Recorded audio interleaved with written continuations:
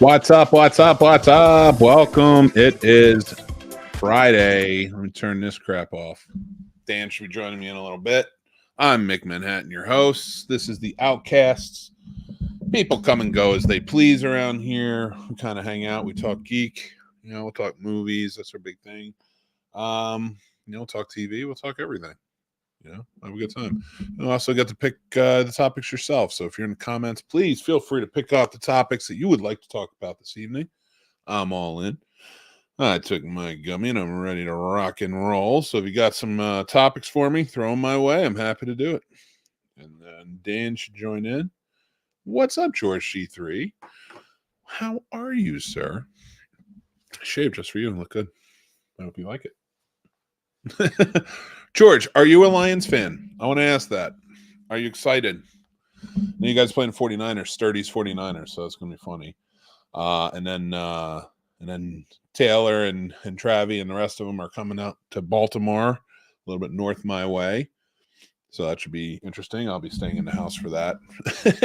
So, I don't want any part of it anywhere in the DMV. Oh, man. So I'm excited, though. You get started. George, throw out some topics my way. I'm heartbroken. Lived in the D for 19 years. But I'm a 49ers. You know what, though? You stuck with it. Now, I'd hate to say, here's the thing. I've seen the 49ers win a Super Bowl in my lifetime. I've seen the Kansas City Chiefs win a Super Bowl in my lifetime. As a Giants fan, I've definitely seen the Ravens win a Super Bowl in my lifetime. But I've never seen the Detroit Lions win one in my lifetime. They are the Rocky of the NFL. And if I'm being honest, I got to cheer for them. I'm sorry, Tay-Tay. I love you. That's right. I want Travi to win for you. But if the Eagles aren't in it, who are my kids' team, and I'll always support my kids' teams over anything else. I'm going to go Lions. I got to support my brothers up north there. And it's nothing against the other teams. I do actually like all the teams in there except the goddamn 2001 Baltimore Ravens with their murder on the team. Being a Giants fan and all. Oh, Dan the Man's here. I got to look down more when I do this. What's up, Dan the Man? What up, buddy? I love the show. That shot was terrible. Terrible. And it looks so pretty. Cold Ethel is what I'm gonna be after taking that shot. How about that, George? You cannot say "Go Niners" and be on a chat, man. You guys can say anything you want. We have fans from all over. There's only two words: "Go Lions." Well, like I was just saying to everybody, if you hadn't heard it, I'm asking myself, how do I not cheer for the Lions? They're the Rocky of the NFL. They got to go the distance and hopefully win it. So, okay, hopefully they're the Rocky too of the NFL. So, I read an article this week that mentioned something, and the Detroit Lions can't be happy with just getting there. Me too. They can't be happy with just getting there, and we'll talk more about it tomorrow on the show. But I was trying to grab Tim to get on here for the Outcast, man. I thought he'd be fun to talk about some of this stuff. Tim, come on here and promote the basement tonight once you're showing. Yeah, we have the perfect group here for it. It's like George, you better be happy the Lions win. You better be happy. I think they deserve the chance to prove themselves the right way. I've watched so many Dan Campbell clips this week. And the guy's just he's the man. I love Dan Campbell. I think he's probably the greatest motivator I've ever seen in football. Okay. I'm going to make my prediction here. And then you guys, here's what's going to happen. I'm going to make a prediction all the way through the Super Bowl. You ready? All right, let's go. All right. So this weekend, we're going to have the Kansas City Chiefs defeat the Ravens 28-21.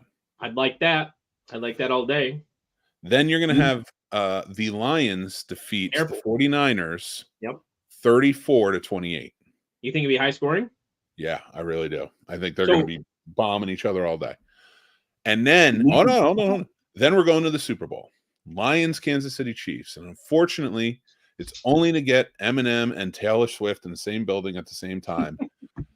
And unfortunately, because they're going to want to show what's her name next to him getting the MVP award that they've already figured out, it's going to be the Kansas City Chiefs 45 to what should be 82, but unfortunately, I'm going to say 45 to about 39. I think you know, I'm gonna move my light here. I didn't realize my light hadn't shifted. You got to switch your mic too. What's wrong? My mic should be fine. You can't hear me, okay? I'm here off your camera. Weird. Hold on. It does it. It's weird. Oh no, I'm good. I'm on my Razer Kaio. Oh, maybe I misheard. Yeah, Well, I am old, dude. I just started wearing glasses the other day. No. I am speaking a little bit lower. Like, well, my show, I'm back away from the mic. And so Oh, maybe that's what it was. And then you're okay. I'm thinking about your show. That's why. When I do MasterShake, I back away from the mic, but I'm like yelling Mm-hmm. at the microphone. Right. Lions 49ers gonna be a lot higher score. I don't know. So here's what makes me think it will be a high score. Dan Campbell came out in media day, and he said the number one key is stopping the run. They're going to go out and they are going to rip McCaffrey's legs off, and that is going to limit it. Brock Purdy can't beat the Detroit Lions. I'm telling you that right now. If you guys are out there, all you 49er fans out there thinking that Brock Purdy is somehow going to lift this team after they take McCaffrey's legs and beat him with them, because that's the kind of team that's it. The Niners haven't played somebody like the Lions in the playoffs. They got the bye. They got a weak Packers team coming off an emotional win against Dallas. They haven't played somebody like the Lions. The Packers are a finesse team. This is like Smash Light. This is where you get to see that, like, Smash is usually yelling at the mic, and now Smash is like giving the facts right there. No, this is like the Lions are a gritty football team, and part of the reason that they give up the yardage they do is because of how they play defense. They go after you, and the Packers didn't. They rushed 4. They sat back. Brock Purdy had a little bit of time. He completed, I think, 60% of his passes, and the Lions defense is better than the Packers, and that's why numbers can't be used to judge a defense. I'm telling you this right now. As somebody who spent 3 years as a defensive coordinator, you can't use numbers to judge defense. You have to position on defense. I played linebacker. I was outside linebacker. I had 11 and a half. I had 11 and a half sacks my senior year, Mick. I was the defensive end. I love that position, man. I did. So I did when before they moved me to outside linebacker. I did play defensive end basically, but we switched our defense my senior year. So. I liked linebacker, but I couldn't charge fast enough. I could get around though, so defensive end worked for me. I could come around fast, but like charging fast, like I wasn't a fast sprinter. I saw this thing on Instagram this week, and Tim and I are big into fantasy football, and you play in our leagues. We. I did not do any playing this year. So we think we found our solution to determine the draft order next year. Oh yeah. Oh, it's the last person. It's going to be determined by the number of drywall pieces that a person can run through. What? Yep. This whole thing stems from this. Talk about absurd, right? I thought I was going to have to wear a dress for being in last place. So I think every running back's got one last run in them, right? In my head, I know what you're doing. Yeah. In my head, I'm still the guy who on 4th and 1 can I never failed to convert a 4th and short. I never failed. There's a reason they called me train wreck. And I never failed to convert a 4th and short, a 3rd and short. I never failed. I think that now think about this for a second. Think about you. I think I could run through 5 pieces of drywall. Yeah, it's about time. You can run through 5 pieces. Holy cow. Yeah, did you hear about that? I knew he was under scandal, but he resigned. Didn't he already resign once though? No, they like forced him out, and then he forced his way back in. Oh. Sold the company to TKO, made them make him the big boss, leading everything, and now he's out. Now he gets to resign. So I mean, good. Like that's the funniest thing. Like when all of these allegations came up, yeah, they're horrifying. Yes, I feel truly horrified and sorry to the victim. I'm not surprised at all. In any way, shape, or form. None of this surprised me. My entire life, even when everybody was swearing to God that wrestling was real, right? There's no kayfabe, nothing. Oh, yeah. And even when they were saying that, I heard that wrestling's real, right? And that all these horror stories that went along. I'm like, why aren't you hiding those? It's terrible. It's right. So think about this for a second. I think I can run through 5 pieces of drywall. Now you're a big guy, Nick. I can't do it anymore. I don't have the power. I walk with a cane. Yeah, I did. Okay. Do I have to run through it? You have to, like, from the video, the guy kind of like leaps through it, and he only made it through 2. And I was like, that's a kind of piss poor effort. 5 is hard. Like, I was thinking of jumping off of something and like tabling it. This is look at this. No Kool-Aid. I could definitely get through 2. No problem. That was my thought. I was like, 2? And he even had a helmet. Just break in half, I think. 5, I could put a dent in 5, but I would need people who could really hold it. So he had it in a frame. I don't have any frames. I'm not. I ain't paying that much. I'll just go last. I build a frame and I use C clamps. That was my idea. To build a frame and use C clamps to keep it. And I think that I do. I think so. In my head, I think that I could go through 5 pieces of drywall. Now I have a story for what this is based on.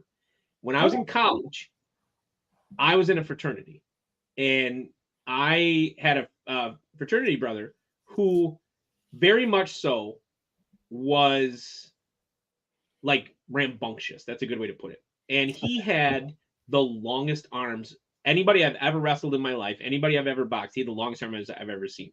And he started some stuff with me in the basement. We started wrestling, and I did a 5-point toss of him, so over my left shoulder. Yeah. And put him tossing him. I put him through 2 pieces of drywall and the 2x4s between the drywall for the studs.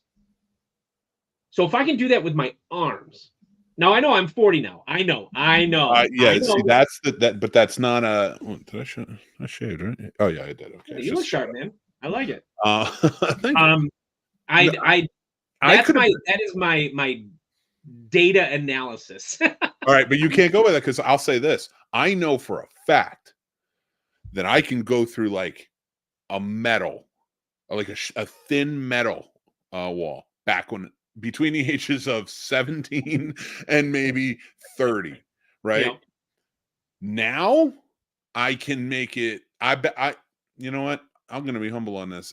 I can probably, if I pushed real hard, get through 3 pieces of drywall now. Back in the day, I got no fucking doubt that you could get through 5. Maybe I could get through 5, but we're not old now, but we are old. I'm old. We're old. But so I don't want to say old because you'll get challenged and go do it. So does it help at all to know that fewer than 2 years ago? So two things. Fewer than 2 years ago, I ran the 40-yard in 4.9, and I feel like that's good. That's good then for a 38. I ran the 40 and 4.9, and you know this, when we lifted everything in Michigan, I went back to boxing, and I went 16-7 against 21, 22, 23-year-olds. Nice, dude. So you do not. I know right now I'm going through my shoulder. I got PT, everything like that. Like I think by August, I think by August I'll be back to at least 95%. I'll be ready, raring to go. I think I can make it through 5. Yeah, I think you could, because you have that goddamn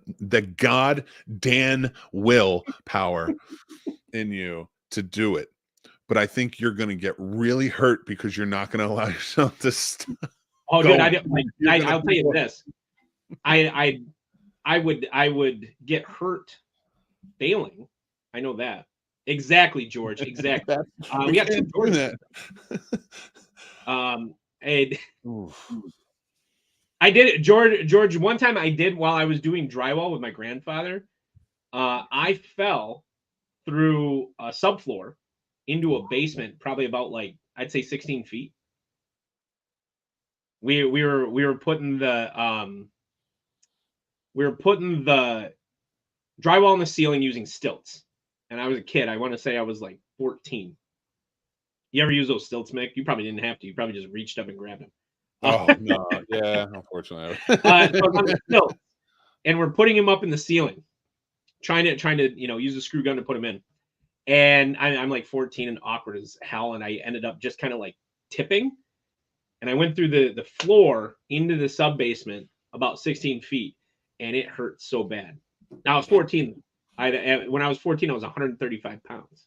I'm trying to think the farthest thing I've ever fallen from. It had to be the roof. Heaven. I love you, man. No, I wish he was here. I invited him on tonight, but I don't think he got back early enough. But my brother could tell you, because when we played Manhunt, I was the best. I was little guy at the time, and I was like the best fucking hider, right? I had fucking plans. I had a fucking backpack full of fucking MacGyver type situations going on. Well, I always set up a ladder in my backyard. So if I was stuck in the backyard, I had the ladder set up so I could climb up it and jump onto the roof and then run to the front. Well, I tripped one time and I rolled off the fucking roof and fell. That was the first time I fell off the roof. The second time I fell off the roof, my brother took the ladder away from me, and I was trying to reach for it while he was doing it, and I fell off. And that was about it. It's not the greatest stories, but they were pretty funny. Oh man, that kind of stuff. I don't know. Tim was so much younger than me. My cousin Jared and I did some of that stuff, but everybody was afraid of us because, I mean, especially when we were younger, we were kind of juggernauts, and like there was a time. God, I don't remember how old I was, but I was like probably about 20, and he's 5 years younger, 4 or 5 years younger than me, and he was he was prime, and everybody called me Rocky and him Drago. Like, he was a couple inches taller than me, and he had this blonde flat top all the time, and he very much so. Whereas I've never been somebody who's been like 8-pack abs and those little like bumps and stuff like that. I mean, I've just been strong, right? That's it. I've never had like, a sexy body or anything like that. You have the sexiest body. Jared had like tan skin, farmer guy, bright blonde hair. He had it. And so there was always Drago versus Rocky, and we were in the front yard wrestling at a birthday party. And everybody was afraid we were going to break everything. We weren't allowed to wrestle in the house anymore because one time at his house, we broke the kitchen table, like that big ass country kitchen table. I agree, George. I didn't like that. These days, I don't know. I'm fit for a 40-year-old, but that's about it. I'm getting there. I'm getting fit. Almost 100 pounds. So you can dunk it, man. I'm trying, man. I'm trying to get down. Get in good shape. I feel good though. All these push-ups we've been doing, because Sturdy and I have been doing a push-up challenge, 3,000 push-ups in a month. I actually owe 30 for today. We've been doing like 100 a day, maybe more, but we don't count. So if we don't make 100, we have to make those up, whatever's left over. But if we go over 100, you can roll them over. Yeah. Well, no. If we go over 100, we still keep it as we got to do 100 the next day. And we want to do that next month, but we're going to also start the Bring Sally Up challenge. Have you ever done that? What is it? There's this song. It's called Bring Sally Up, and it's got this cadence to it where it's like, bring Sally up, Bring Sally. We chanted it all the time in basic training. I know exactly what Bring Sally Up is, but I don't know what the challenge is. So every time they say up, you go up. Every time they say go down, you go down. Sometimes there's like 10 seconds of song going on before you can go back up. And then once they say it, and you got to try, it's a 4-minute song. You got to try and get through it. The farthest I've ever been is 2 minutes and 27 seconds. It's the most impressive thing I've seen about that. My mother-in-law, so Miranda's mom, she's in her early 70s. She might be 72, 73, but a couple of years ago, we were at the cottage, and she said she could outplank me. And I was like, no freaking way. You're a frail old lady. And I can plank. Well, could then anyway. I don't know. With my shoulder right now, I couldn't at all. But I can plank for a long time. I'm not even kidding you. She sat there on that hard porch, and I stopped it only because I was worried that she was just gonna just basically refuse. And I was like, Tim's saying no freaking way. You've seen it. I can't believe your story, and here's why. It's because I think when you hear a challenge in your head, you're like, no way. Because I've seen you do it on camera. And with the headstand? Remember how hammered I was when I did that? I was like, you can't do a headstand. I was like, I'll do one right now. I was probably 16 pints in the bag, and I was like, I'll do one right now. Sure, yeah. And you did. That was after the Back to the Future read. Yeah. No, Tim knows. So Tim knows. Come on, Tim. No, I didn't, George. I'm telling you, if you saw Mary, Tim, we were in the plank position at least 5 minutes. Throw a bone. At least 5 minutes we're in the plank. Now I was in a true plank. What I was calling a true plank. I had my hands down. She was using her forearms, but I was like, okay, yeah, go ahead, use your forearms. I mean, I didn't have any qualms about that. And I couldn't believe it.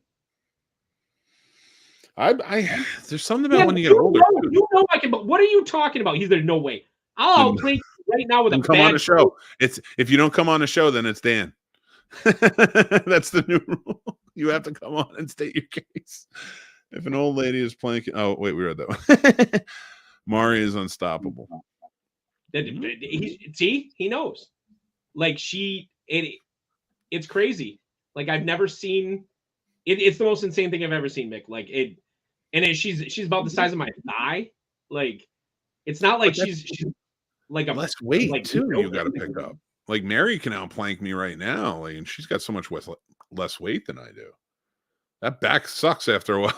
Well, yeah. I mean, I am putting. I mean, she weighs all of about 110 pounds. I probably got 120 pounds on her at the time. You could just have been solid muscle and still. That's a lot of weight. It's a lot of weight. I mean, that does factor in. But so Tim, this is funny. Tim always brings this up, and he's not wrong, kind of. So bench pressing, I found this out today. If you can bench press 225 pounds one time, and I mean one time, you are part of basically 1% of the entire country. Really? Yes. It blew me away. Well, I looked at Brandon and I was like, I can. So before my injury, I was doing 225 10, 12 times. I could do over 225. Yeah. And I was like, but I'm wondering if I'm also 400 pounds. But that's it. It literally just said the weight. But Timmy made a good point. Is this? His arms are way longer than mine. So when he has to do a push-up, or he has to do a bench press or anything like that, he's kind of at a disadvantage. It's not like my arms I don't have T-Rex arms, but they're proportional to my body, right? I'm only 5'11". Oh no, I get it, man. Trust me. I can't. That's why I can never do pull-ups. Do you know, so I never really wanted to join the military. It just wasn't my calling, So I wanted to get into filmmaking and stuff like that. So I didn't go, but I remember there was a point. Both my brothers, it was after 9/11. I was like, I think I should sign up and go. I was like, but I can't. I was like, I don't really want to kill anybody. That's just my preference. I don't want to be put in a position where I'd have to make that choice. But I was also like, I don't know if I'm going to make it out of basic. I can't do pull-ups. I cannot for the fucking life of me. And my brothers were like, it's all about pull-ups. This is what I'm talking about right here. Like, I mean, as a short but I'll say this is like, you don't have short arms. Yeah, no, I mean, I don't have short arms, but like, I mean, I have a big chest. Like, but I have longer arms than my torso. That's just because of the height, and your brother does too. So it's not really a matter of like your arms are the right size for you. Ours aren't. But that's what they don't tell you when you get tall. Man, like I love these conversations on here because like we haven't even gotten into movies yet. We've talked about like 5 different things already. Yeah. Though. I don't want my Pistons hat. I feel like it's bad luck. They've been so bad this year. Are you gonna drink all those IPAs today? No. Oh my God, I'm drinking my Klingon Snapchat. That's 140. I try to find another cocktail that's 140 proof. I dare you. Like, I'm not gonna. I can't drink anymore. I fucking love the drinks you make. I can't do it anymore. I was joining the military. I was given thought before I left for college, but it was before my wife joined up before 9/11, and she was in the Air Force. And it was like it even just going from being in the military to before 9/11 to after 9/11 fucked a lot of people up. Oh, it did. Yeah. I mean, like, I got hurt. Well, like, but for her, she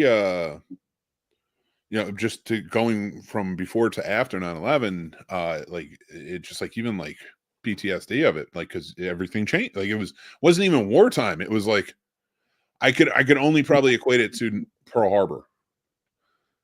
Joining before Pearl Harbor and then Pearl Harbor happening. That's got to fuck some people up. Alaska duck fart.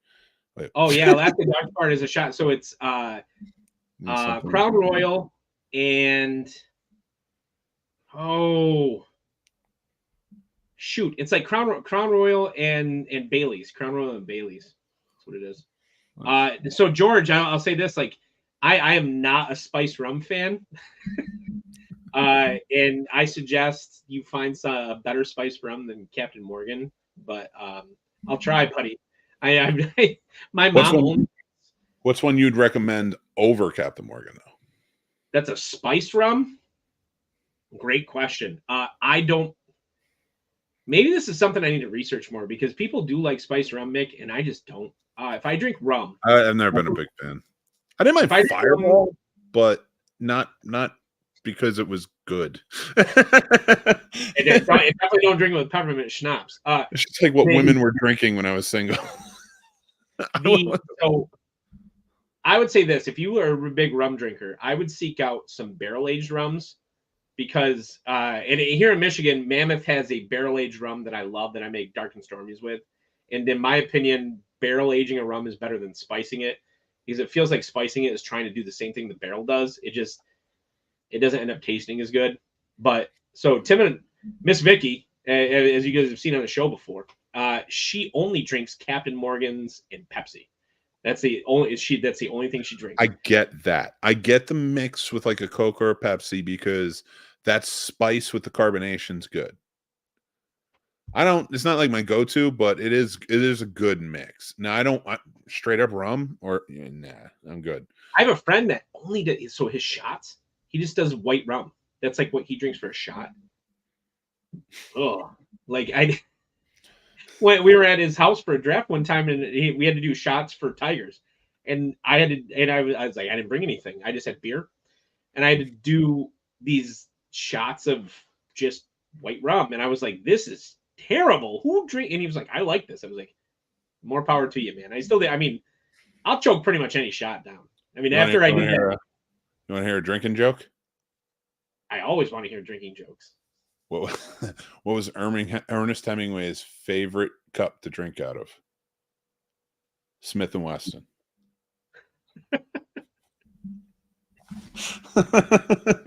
George, I did. So I was just going to mention this.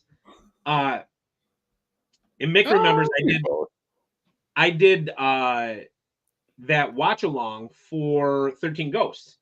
And one of the shots I did was the prairie for the burn victim or whatever it was. I did the prairie fire. Disgusting. That was a disgusting shot, and I hated it. I've even done the white worm, which is mayonnaise in tequila, and that's oh my God. I just realized what you said. Yeah. All right, move on. We'll go to another one. 99 Bananas. I've had some bad experiences with 99 Bananas, George. Man, I swear to you people, I'm not an alcoholic. I have all these drinking stories. No, I you know what? I want to attest this because I am. I don't know when to stop, and it's all about fun. And I'm not drinking the fun stuff. These guys, him, his brother, and our buddy Ward. They are connoisseurs. Like, they know this, and it's fun to watch and listen to. I'll never learn it, but it's fun to watch you guys talk about it and kind of get an idea, because I know what alcohol is. I know the different variations. I've had mixed concoctions before, but I just was mostly drunk for all of them. Happily. Casey was the one that got you that way, probably. Oh, many times. So, like, I didn't explore. It wasn't like that wasn't my geek. That's your geek. I wouldn't call you an alcoholic. I call you a fucking. I just I'm telling all these drinking stories, and like I was like, man, and it, like, but yeah, I feel your pain, George. Like, I can't imagine doing 5.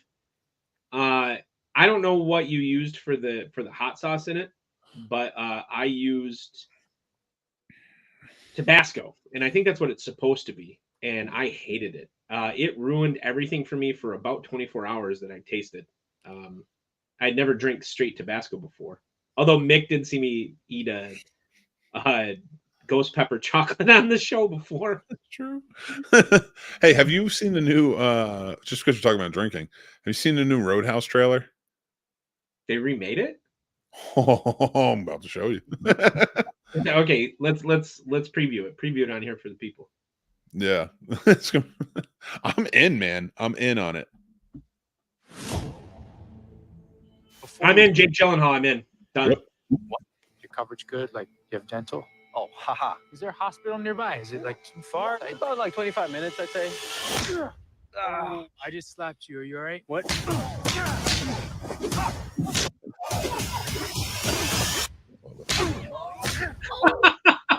We like to fight. You ever win? No one ever wins a fight. Yeah. I like giving him a backstory. Wasn't he a truck driver in the last one? No, he was just a bouncer. They made up the name A friend of Cooler mine for him. suggested I come talk to you. I own a roadhouse out in the Florida Keys. Lately, it's been attracting the wrong clientele. I can pay you good money. Judging by your car, you need that. Well, I like my car. Think about it. I know who you are. Wild. Wood Dalton, big fan, man. God, he got huge. Sure. You just take a big step back and pop me in the face. You can do it. Tell me about this bouncing. Yeah, it's all nice, like he's Mr. Rogers or something, but then he'll haul off. Really interesting guy, overall. Brand wants to take the roadhouse away from me. He wants to build some resort. I should warn you. People have a certain way of getting things done around here. He's cute. There you go. Yeah. Fellas, looks like you're having a smashing He's not a small guy. I mean, he's a small guy, but he's not a small guy. Let me guess. You're gonna threaten me? Tell me to get out of town. I get the impression that he can't be threatened. I like Billy Magnuson too. Once Knox is on the job, it's over, baby. It takes a lot to get me angry, but when I am, I just can't let go.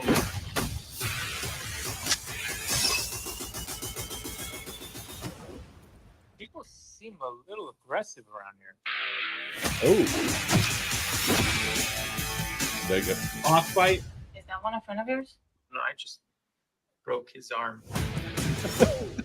I've done that. I have I've taken people to the hospital after I've hurt them. Self-defense. I'm into it. I like Jake Gyllenhaal, and I'll watch him do pretty much after Nightcrawler. I'll watch him do pretty much as it was. I'm such a stand for Donnie Darko, but After Nightcrawler, I'll watch Gyllenhaal do pretty much anything.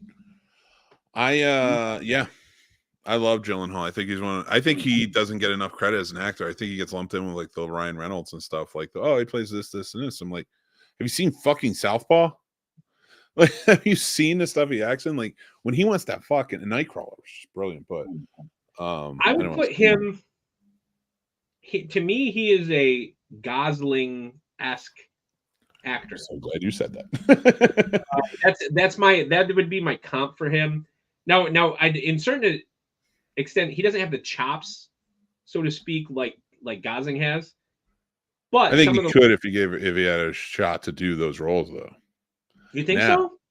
Speaking of Gosling, have you seen the trailer for The Fall Guy? I have not. No. So I want to compare these two movies. That's why I'm doing this. In 3, 2, 1, action.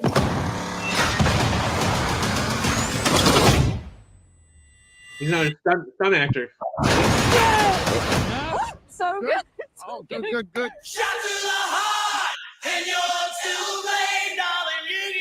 He's a handsome son of a bitch. Anyone but him. I didn't approve him. You know that. You are literally the last person on earth I want to see. Just slap the shit out of you. Really good. And I'm They're open pulling to a Matthew pay for McConaughey. environment. You've been a ghost. No phone call, no text. It's not like I didn't want to apologize. You don't have to explain anything. It was just a flame. So how have you been? Fucking good. God, I You don't hate have a that. Thumbs fling up, with stuff, him. guys, You have stuff. sex. I feel like then we would set this man on fire. You're a stunt guy. We need to keep it super profesh. Profesh is my middle name. You said your middle name was Danger. How'd we do, boss? Really? Yeah. Holster that. Yeah, it's holstered. It's done. Forget. You never saw it. Tom Ryder, the biggest action star on the planet, is missing. You need to bring him back. Or Jodie's movie is dead. Why me? You're a stuntman. Nobody's going to notice you. That's your job. No offense. I mean, some taken. You find Ryder, save Jodie's film. You get the love of your life back. I'm not the hero. I'm just the double. Not today, you're not. Tom, we really need you back on set, pal.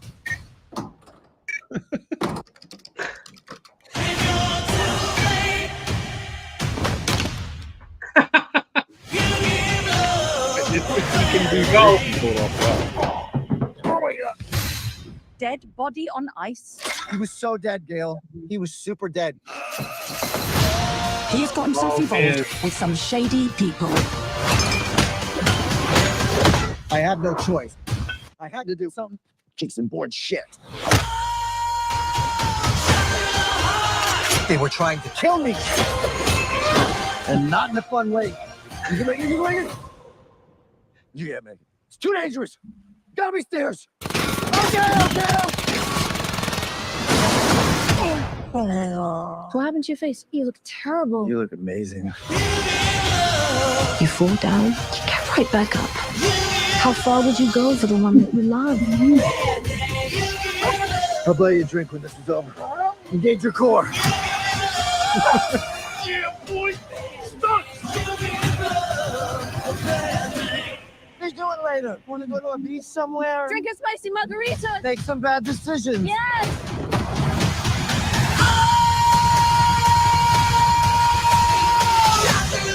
That Jeep was flooded in that moment.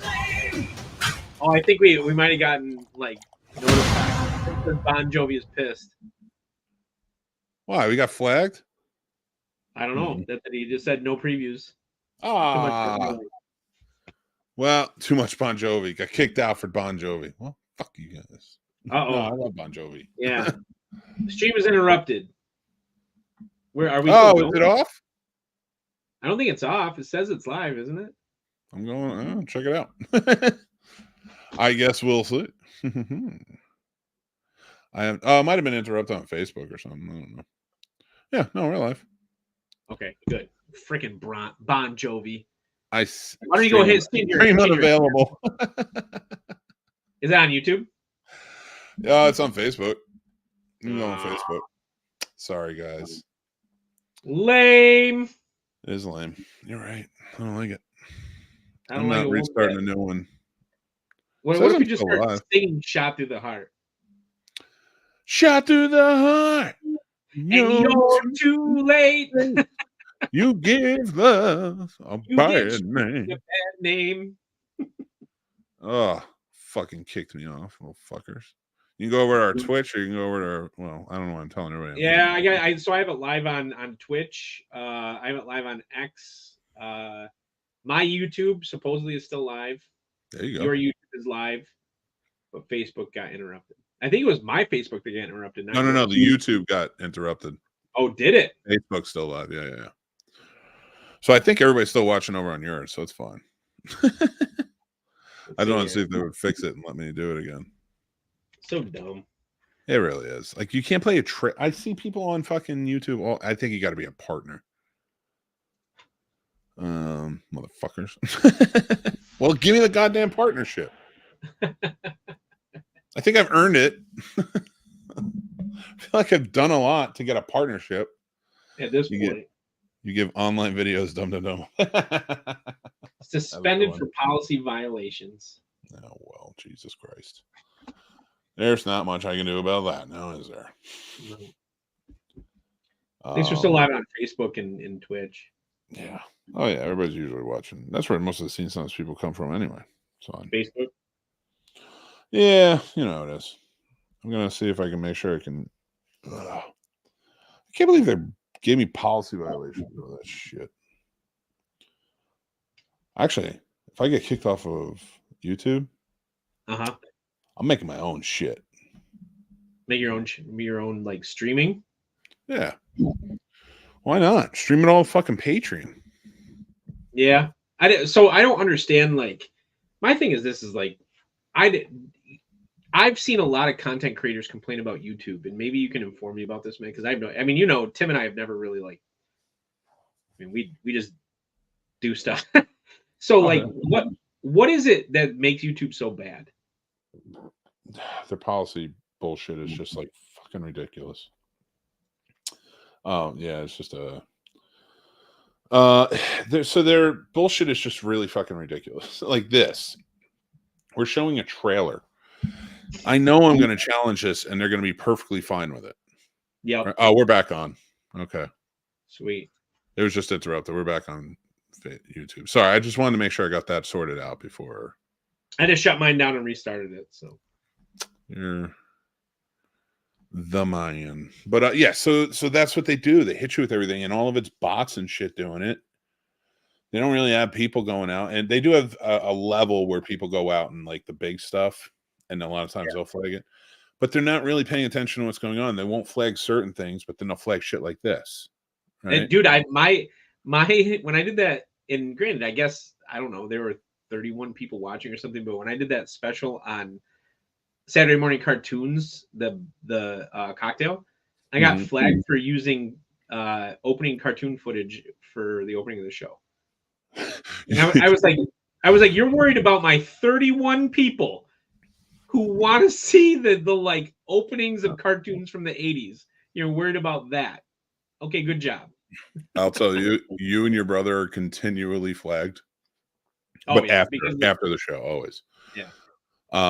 But it's anymore. always. I shouldn't be now. I changed. Well, it was only blocked in certain regions, so you weren't. Okay. You were fine, but like I just want to make sure we don't get those hits, because you get too many hits, you can get. I don't want to lose all my shit. I think we need a banner. Fucking who made a banner? I feel like we need one. Oh, okay. I can find one. Snobs first. Oh no, is that Snobs first? Did you see the new shirt? I did. Put it up. It's nice. Oh. I retweeted it. Or what do they call it on Instagram when you repost something? Whatever it is. I'm gonna say that. Relax, YouTube. This is my store. Well, whose merch is that? Not reflect the rest of YouTube. This is, I swear to God, this isn't a commercial for whoever's watching. Oh, I like the Leia thing I did. What do you think of that? I dig it. Did it come from something? No, I just thought about it. Oh, it's nice. Well, I didn't know maybe my friend Rachel and my friend Rachel inspired it, but I made it. Oh, cool. So that's kind of, yeah. So it looks like that. I don't know. I like that version of Leia too because I love fucking don't pander, represent. Yeah, the Godzilla. Yeah, I love this. I think that's been a good go. I've only been able to tune into like 2 of them so far. Thanks, that's man. been a good go. Well, here's the thing: is like I don't know a lot about Godzilla, and like I feel like I talked about at the beginning of my show. Like to a certain extent, I feel like my nerd card should be like pulled because like I don't know. Like you guys know. Tim knows more about Star Trek than I do. I don't like. Yeah, but that's not to say you can't be a fan, and that's not your nerd. Your nerd is like the making drinks. Your nerd is video games. Your nerd, your nerd is horror movies. That's where I think everybody gets hung up with the nerd talk is like, and we need to come together as a community. It's like we can all appreciate each other's nerds. I'm not a huge video game guy, but I love the watching them. I love seeing what's going on and talking about them. But I just like, for my reason, I can't. I just can't like go all in on it. So everybody has their nerd. Sports is your nerd. I have seen every episode of Next Generation and Deep Space Nine. I actually have. I've seen every episode. I think you would love the original series. I've seen a couple. I mean, like it's hard. Mick, the hard part for me is like, controversial. I don't like Shatner. I get that. And neither did I love they. Nimoy. I don't get how you make that show. You have these 2 former cowboys, right? And Shatner and Nimoy. And the person that you promote is Shatner. Like you know what I loved not the third one, but the first 2 movies they did because they really did promote Spock to a certain extent as like a pseudo protagonist of the movies rather than Kirk. They had to because he was just as big of a star. Yeah, and like I liked that. And that's not to say anything. Like Chris Pine is a phenomenal actor, but I don't know, man. I feel like so in the span of a month. Think about this. I've been like, I probably don't need to watch Star Wars ever again. And I've also said that I'm not very knowledgeable about Star Trek. But that's our geek. And like, I love that you come along for the ride and make the drink for it and everything, but it's okay. That's perfect. I like that. I liked it. So I tuned in when Sturdy did Con. Because that's Con I know I do. I love that movie. I've seen it a billion times. I have it on 4K. But Con I think is like, wouldn't you say it's the most easily digestible of all Star Trek movies? No, I didn't like. To be fair, like I love. I think Ricardo Montalban is legitimately a top actor, right? And then you have all of these other performances to a certain extent that allows you to not pay attention to how bad Shatner is at like acting, and like it's just a great film, right? The script is great. It's almost Shakespearean in how it's executed. All of this stuff. It's almost a tragedy. I mean, the movie is pseudo tragic, and like it's a great movie. What would you say is the most easily digestible? I would say that's one of the most, but First Contact I would put just as much easily digestible. First Contact is a phenomenal film. It is. It even has isn't the Millennium Falcon in that attack scene on the board? Yes. Yeah, there's a painted Millennium Falcon in it. That's really funny to bring that up. That's a good one. That was the first widescreen VHS I ever bought. You want to hear a really funny, just to cut it out real quick, I want to come back to it though. There's a really cool Easter egg on the Basilica in DC of a gargoyle, but it's Vader's head. Oh, cool. So if you're ever in DC, go to Basilica. It was part of a contest. Cool. The only time I've been to DC is for business. So I've never gotten to like do a whole lot. Well, you have to come out. I'll take you. When I went there, I mean, it was this last summer. It was the first time. We never took one of those trips. I know. I was busy, dude. I was trying to get people to like give me money. Well, not me, but the organization I was working for. Oh man, no, that was funny. I'm glad you liked it though. How'd you like it out there? I like the National Harbor. It's hot. I don't like how hot. It's a swamp. I mean, nobody talks about this. DC was a swamp. I mean, like the fact that we put our capital there, I think is slightly embarrassing. Should have kept it in Philadelphia. You can blame fucking what's his name for that? What's his nuts? Washington. Well, that was his like kind of. He had to give it. Attaboy to the South. They didn't want it in Philadelphia because it was too far north. Like that was like a compromise with Jefferson and the rest of those Southerners. Like we got to put the halfway point now. They put it in Philadelphia, and they should have just like shed on the South from the start. You know what fucks with me about like Revolutionary War time and the war being fought is, you know, DC a prominent, you know, especially in the Civil War, you know, all pre-car and stuff like that. But I travel to DC. I'm about 2 hours outside of DC. You know, I would say probably 40 miles away from DC, but it's about 2 hours. That's how long it takes to get everywhere there. I know, it's fucking crazy. I live out more west towards the mountains, but it fucks me up to think like it takes me 2 hours in a car that can go fast. How did they fight these fucking wars on carriages and horses and shit? Yeah, well, we gotta go down to fucking Jersey. Like that's not an easy feat, motherfucker. Well, and I mean, don't forget to a certain extent, like these soldiers in a day would cover, you know, 20 miles. Like an army would cover. You think about the logistics of that, and like it's crazy. That's fucking crazy, man. 20 miles a day. I was a mail carrier when I was 21, and I did 10 miles a day. I had a dog route too, so like it's all flat land, but it was all gates, so you had to fucking go in and out. Fuck, I did 10 miles a day, and that felt like enough, you know, for a 20-year-old. I was like, that's good. You tell me I gotta fucking march my happy and then maybe fight? Oh yeah, don't forget. Sometimes when you showed up, your first thing was to be marching formation, and then you might charge. I mean, like, fuck. No wonder we won this fucking thing. No, actually, it's not because we lived here. Well, I mean, don't forget there was roughly a 10-to-1 population ratio in terms of the North. The South was never going to win.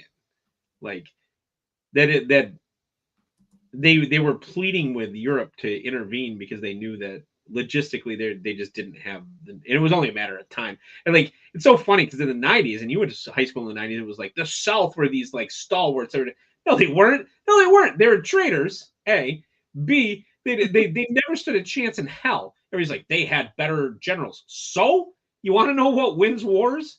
Numbers and logistics and money.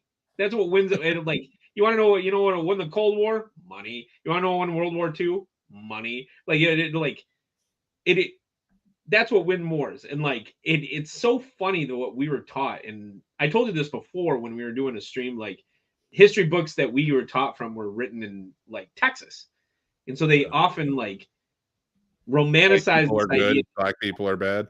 That's what they say. Well, to a certain extent, like it was just this projection that they were somehow honorable, where the North was ham-fisted and just not wrong, but like not well run. The difference is this: like the armies that were representing the Union were much bigger and required a lot more logistics. The armies that the South started with, especially in 1861 and 1862, were smaller and more easily kind of maneuvered. Mm-hmm. And so, yeah, sometimes like these generals in the North messed up, but it's because they're huge. It's like the largest number of people since like the Roman army marching around the eastern portion of the United States. And like, I don't know, man. I What do think you- that like, Oh, I was going to ask, what do you, so with that, like, I've always read that George Washington wasn't as the winningest general. He had some big wins and that put him forth, made him famous, but he was losing a lot. He lost Manhattan, so much of that. Do you think that that's one of the causes that was causing those losses? to a certain extent, what Washington was facing was guerrilla warfare. I know people don't talk about this, but our founding fathers were terrorists. So they had to, I mean, they were attacking the established government and saying, you're not our government. I mean, how else do you define that, right? And like, so you have to fight this guerrilla-esque warfare and do a fight and run technique. And like, you don't get to win battles when you're outnumbered. Yeah. So it's attrition will get you eventually. And had it not been for certain elements of what took place in Europe, especially with Napoleon and the rise of the French, we would have never successfully defended ourselves against the British, so to speak. So and also don't forget the intervention of the Prussians, because they wanted to destabilize the situation in Europe. So we had a large influx of Prussian soldiers that came here to the United States and helped Washington turn what was essentially freedom fighters into an actual army. And so people examine that time period historically, and they don't accurately represent what was going on. And what you really have are just like guerrillas, Yeah. And they should be heralded for their guts and their glory, but their strategies were never. And granted, George Washington could have like burned down half the United States, but because he essentially removed British rule from the U.S. as the head of the army, he was going to be president. I mean, like that's it. Well, thank God he didn't do that. Hey, they took my family's land. We were in South Carolina. We sided with the crown. My dad's side of the family. Big mistake. Oh, dude, it dates back. So it dates back to the 16th century. We were on the losing side in the English Civil War, and they send us here to the U.S. and we established ourselves in the southern portion of the United States. We made boats for the British during the Revolutionary War. And then fast forward to 1859. At this point, we are loggers in Michigan, and we vacate all of our land to move to the South and try to fight on behalf of the Confederates. Oh, shit. Both wars, my family in the 18th and 19th century, both wars, my family was like, you know what we want to do? Fight for the losing side. So we went from being like kind of royalty in England.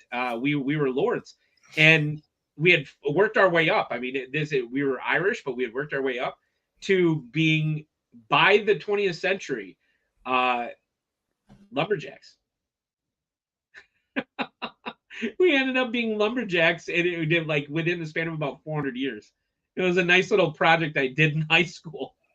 Dude.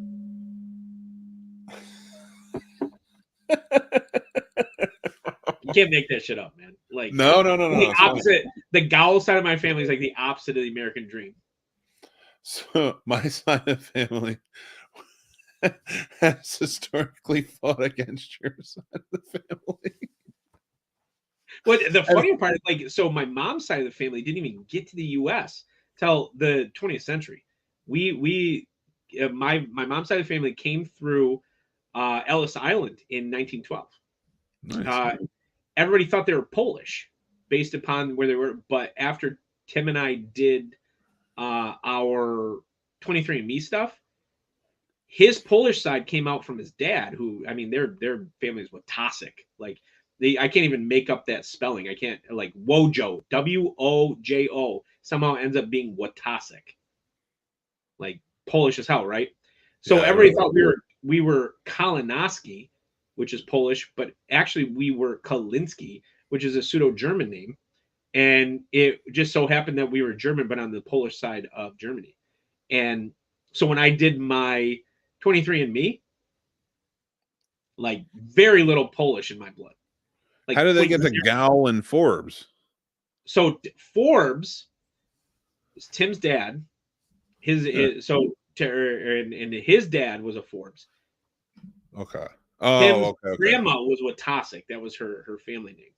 Okay, gotcha. And I'm not. Tim would have to tell you Forbes that I don't remember, but for me it was Gower, which was really Gower, Gower, which is Irish, and then Collins, which people thought was Kalinowski, but after looking into the Ellis Island documents and figured out, and then doing 23andMe, it was Kalinski and German. Oh shit! You want to hear something crazy? Always. So Kimball, my last name. I don't know if that's really my real last name. So my grandfather's father, he was a piece of shit. You know, he kind of in and out of their lives, you know, all the time. But back in the day, was a baseball player. He used to catch for Babe Ruth in the barnstorming. That's about all we know, because we think he ran away from home and ended up living with a family called Kimball and took their name. So we have no idea, because we cannot find anything past that. Oh shit! So like, we go by this name, and it's weird, because you know you have this family that puts so much stock in the name. You know, and I'll tell you, I quickly went to Manhattan. So that's that tell you. But they put so much stock in the name, and it might not even be our name. Kimball, that's English, I think. It is. Well, we're predominantly. I did my sister did that DNA test, and so the government has mine too now. But she did it, and we are pretty much all Irish, but we have some English, Welsh. It says we have some Norwegian in us, and 5% Jewish. I thought that was cool. I do have some, like, when you go through the percentages, somewhere along the line, and who knows where, I ended up with 0.5% African American. Nice, man. Like, and that's, I mean, you know what that means. That's obviously some like slavery or whatever. Like, but when I was going through it, I was like, that's. You start asking for reparations. the funniest part was I thought there'd be more predominant Native American. Yeah, I did too, actually. I did. So my great grandmother was half. She's from New Mexico, and half. I can't remember the tribe, but it just didn't show up. And it's from my mom's side, so it's impossible, right? Like, that's not like, I mean, we've heard this story about my dad before. Like, it's from my mom's side, so I have no idea, Mick. I don't know. It just didn't. It was 9, or it should work out to 9%, and I thought it'd be 15% based upon what I figured out, and like it just wasn't there. A friend of mine, when she was pregnant, she decided to give the baby up for adoption. Now, when I say friend, I don't mean a friend of mine and I decided to give up for no, that's not what that was. Decided to give the baby up for adoption, and so she had to look into a lot of things. And one of the big things she had to look into was, she had to take a DNA test and everything to make sure that she has no Native American or indigenous blood, because if she does, any percentage, the tribe gets first chance to adopt. Yeah. Yep.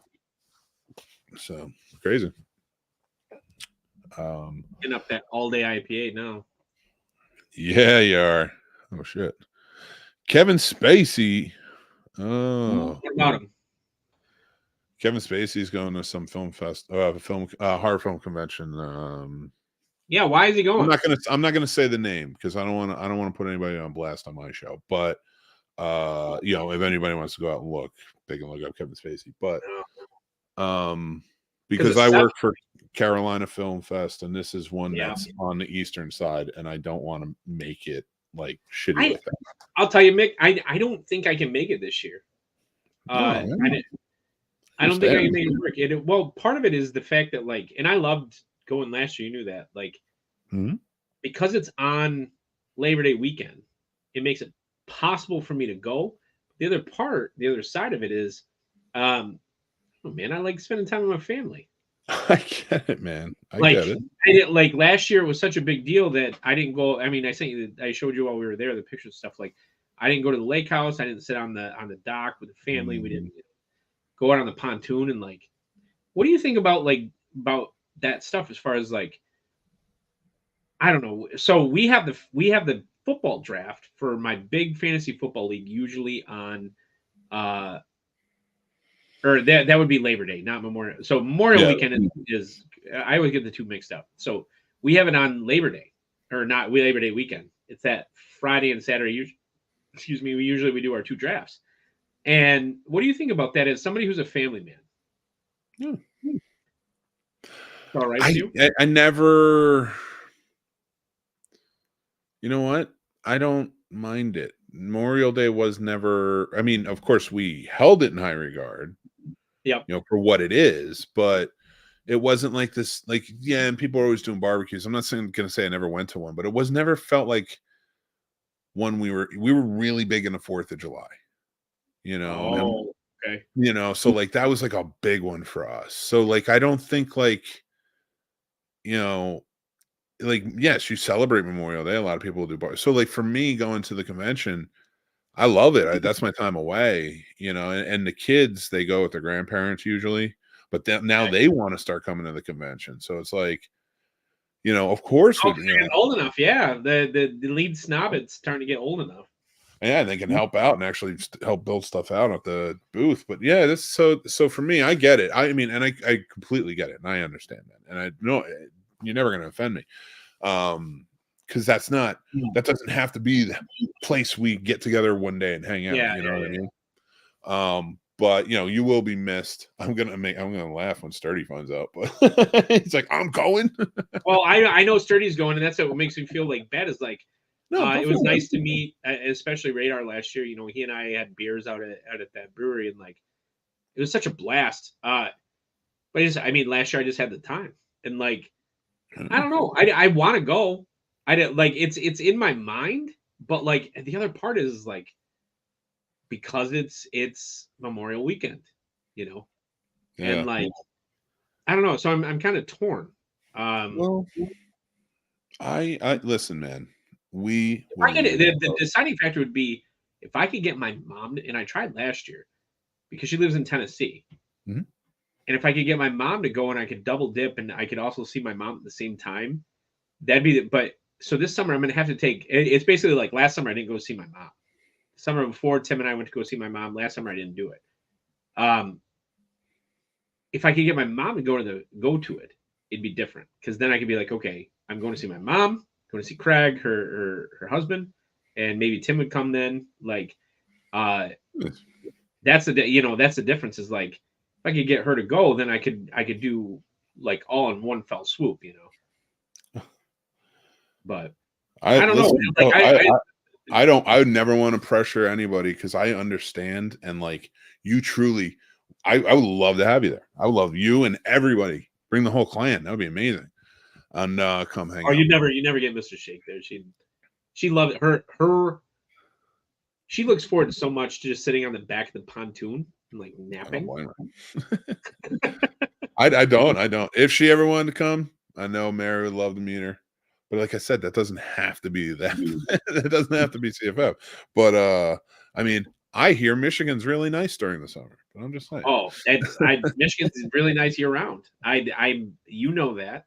I heard somewhere around Lansing, So who knows? You just came up. Oh God, no. We'd go to Grand Rapids. See, you guys would hang out in Grand Rapids. See Tim. Lansing. I like Lansing. It's fine. But Grand Rapids or Detroit or Traverse City. Those are the three places I like to go. We would go hang out at Tim's. Tim also has a bigger house. His house is like twice the size of mine. So You ever see I think it was more predominant in American Wedding. I love that movie. What town is that? Because I remember when they were traveling around. So all That's three Grand of those Rapids? movies, yeah. I all three of saw those that in take that place- movie and I was like, I want to move there. So in 2, Tim they did. go out to basically what would be like Grand Haven, so Grand Haven is about 30 miles west of Grand Rapids. But so Yesterdog, where they go eat those hot dogs in the first one and the second one, if I remember right. Yesterdog is a famous place in Grand Rapids that has a secret menu and all this stuff. They have it like you can. I don't know if this is still code there because it's kind of like non-PC. But you'd want to get a dog slut style, and that means you get a bun, but you have 3 hot dogs in it. So it's slut style. I used to eat fat bitches like they were going out of style. You ever have a good fat sandwich? Oh, dude. You know what I miss? Fat Burger. Dude, I've only been to LA twice. I tell people about everybody's like In-N-Out. I want Fat Burger. That's what I want. Fat Burger If it doesn't exist anymore, I will cry because literally I would take a bite out of this burger and I'd have an orgasm in my mouth. Legit, it was the greatest. It was first off, it started as Lucky's Tavern, Lucky's pub house, and then it was like Lucky's Tavern later, and it was in the same spot. Everything. It was just this bar on Hollywood Boulevard. You would they're not even famous for the fucking burgers. But they have so many when you walk in there, and it's fucking amazing. Oh, I miss it. Oh my god, I'm about to cry. Did you ever wander into Koreatown? Oh yeah. So that's where my friend lived, and both times I went there, I stayed with him. One time it was for 2. First time it was for 2 weeks. I also saw BC Boys at the Hollywood Bowl, which is great. I mean, that's such a great venue. I saw two rows in front of me. Tobey Maguire was smoking weed. And I was like, it was like during the Spider-Man days. I was like, what is going on? But in Koreatown, there is a bar called the Brass Monkey, speaking of Beastie Boys. Nice. And if you guys live in LA, you have to check out Brass Monkey in Koreatown if it's still there. Great service, great bar. But there's a picture of me on the wall, or was. There was a picture of me on the wall. So as it was, I ran up a tab while I was there. My tab was $280. And when they brought it to the table, I was so hammered, I told the waitress she wasn't cute enough to charge me that much. I was so hammered. But they had a picture. Wow. And I had... That's the biggest piece of shit move. I was so hammered. It was so embarrassing, right? I had 2 Coronas. So in the picture, and whoever took the picture, and this is the 2000s, so this isn't like modern cameras that have that high resolution, but it was a great picture. Whoever took the picture, kudos to them. You could see the like Corona, and I had them both like this, 2 Coronas, drinking them at the same time, and it was like a perfect shot. And it was both going like it at the same time. And they put it on the wall, and the second time I visited there, when I helped Adam move home, it was on the wall, the Brass Monkey, and it was so... I was like, oh my God, that's me! That's me on the wall! And I was like, yeah, that was you that night. It was also the night we got out of the Brass Monkey, we walked across the street. In Michigan, we call it Hardee's. What is it called on the West Coast? Carl's Jr. Carl's Jr., yeah. So Carl's Jr., the door was closed, and I was angry about it. I was hammered. I just started screaming at why is Carl's Jr.'s closed? Mind you, the drive-thru's open, but whatever. So I'm screaming at Carl's Jr.'s, and it's Koreatown. It's like the stabbing capital of the United States. It's a really dangerous area, and like all these homeless people, we were drawing attention. I was like, "Fucking Carl's Jr.'s," and they all joined in. They were like, "Yeah, fuck Carl's Jr. Carl's Jr. sucks," and we all started yelling at the building. And Adam was like, "Okay, it's time. We gotta go home." Time to go. You're a maniac. Dude, I love it. 22-year-old me, 23-year-old me he was. You would have been see, that's why I couldn't hang out. Because like I loved being around for everything, but like you would instigate.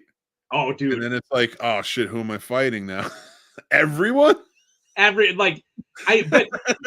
wasn't just a barker though, so don't forget that. I mean, like, because you and I both had friends like this that would just run their mouth, and then you have to show up for them, right? Like, I wasn't that guy, but what I do, another good story. I have a friend who basically is the same size as you. I mean, he's like, we grew up together, and as a kid, he had leukemia, survived. Oh, like, shit. great guy. So Did he make it? oh yeah. And a kid, like he was 11. After he graduates college, and he was a DNR officer. And in Michigan, DNR officers often aren't year-round. They get 3 months a year off, and they go on like unemployment, basically. So he comes to stay with me while I'm finishing up my last year in college. And while he's there, we try to decide who could drink more. And my friend is 6'7", probably about 360 pounds. And at this point, I'm 5'11", maybe like 210. And our chosen beverage was Jägermeister and Red Bull. But the way he did it, and to this day, I still think this is insane. So instead of doing it as like mostly Red Bull and then a shot of Jägermeister, he would take a shot glass, fill it half full with Red Bull and half full with Jägermeister. So we both get a fifth of Jägermeister. We both get a 6-pack of Red Bull. And in our 20s, you know this wasn't diet. This was like full test Red Bull, right?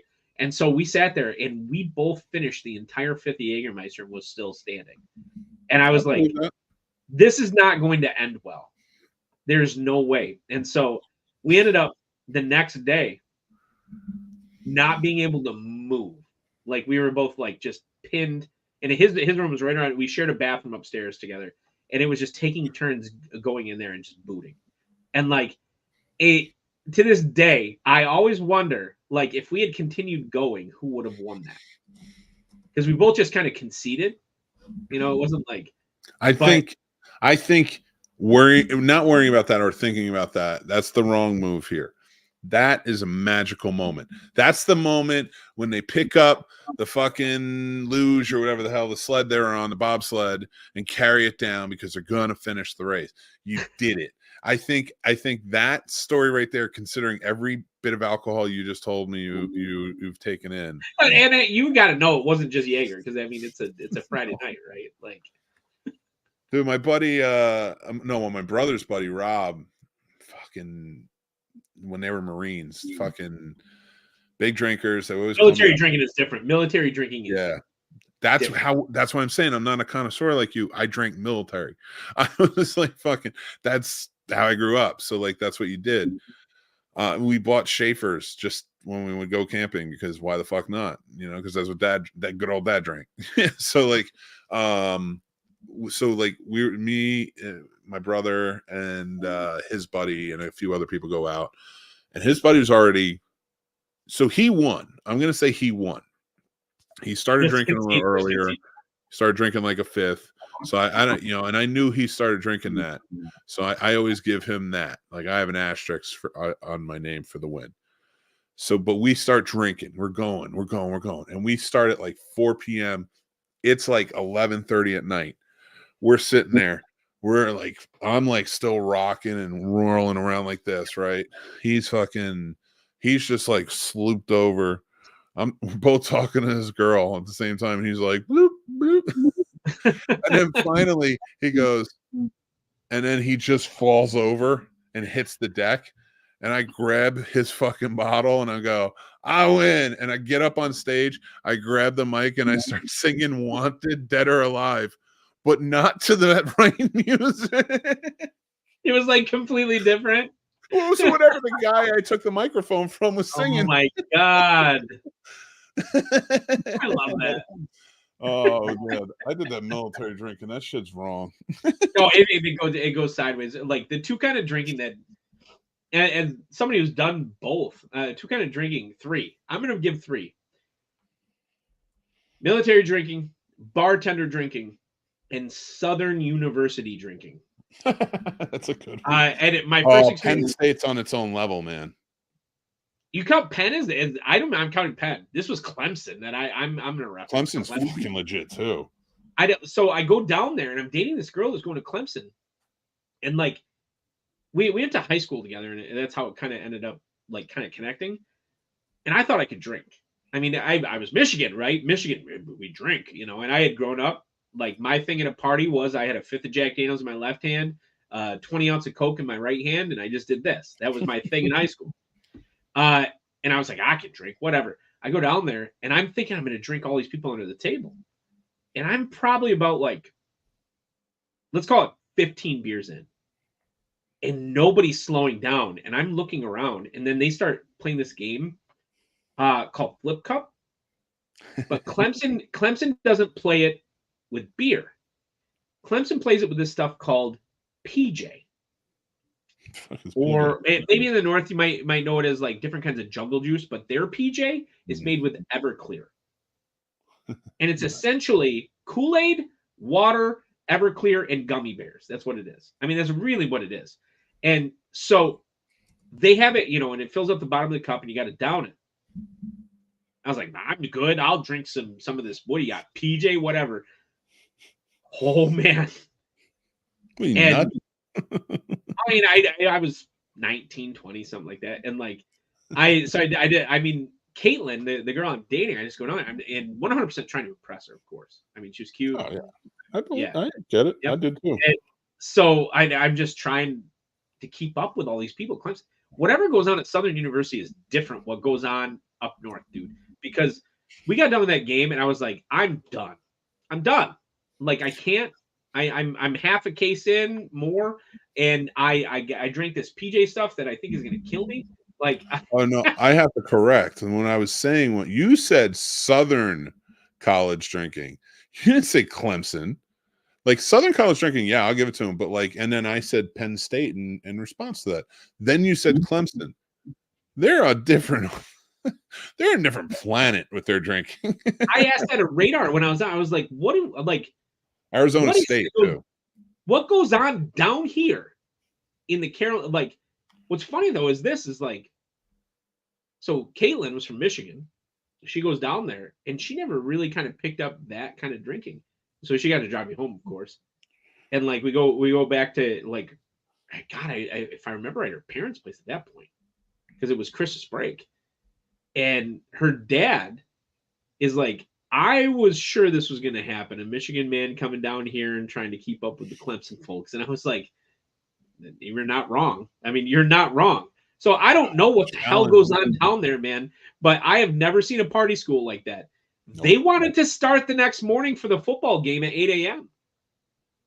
And I was like, what? I don't doubt it.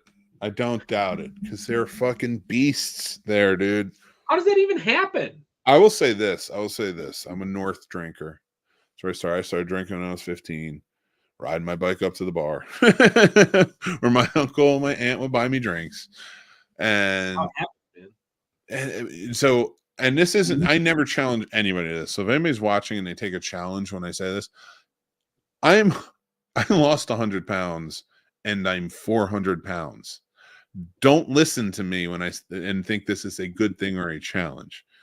But my intake of beer was very cheap because every night I drank 45 beers to get buzzed. I'm too fucking big. That's the problem.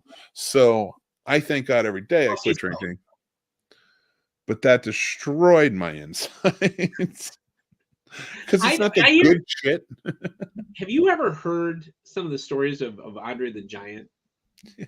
I lived some of them. Did that ever make you want to like wonder, like, could I do that? I know I couldn't. I'm only 5'11".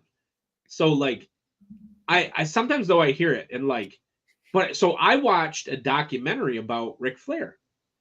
And Ric Flair said he drank every day to being inebriated for like 27 years. And I can't imagine that. I can't even.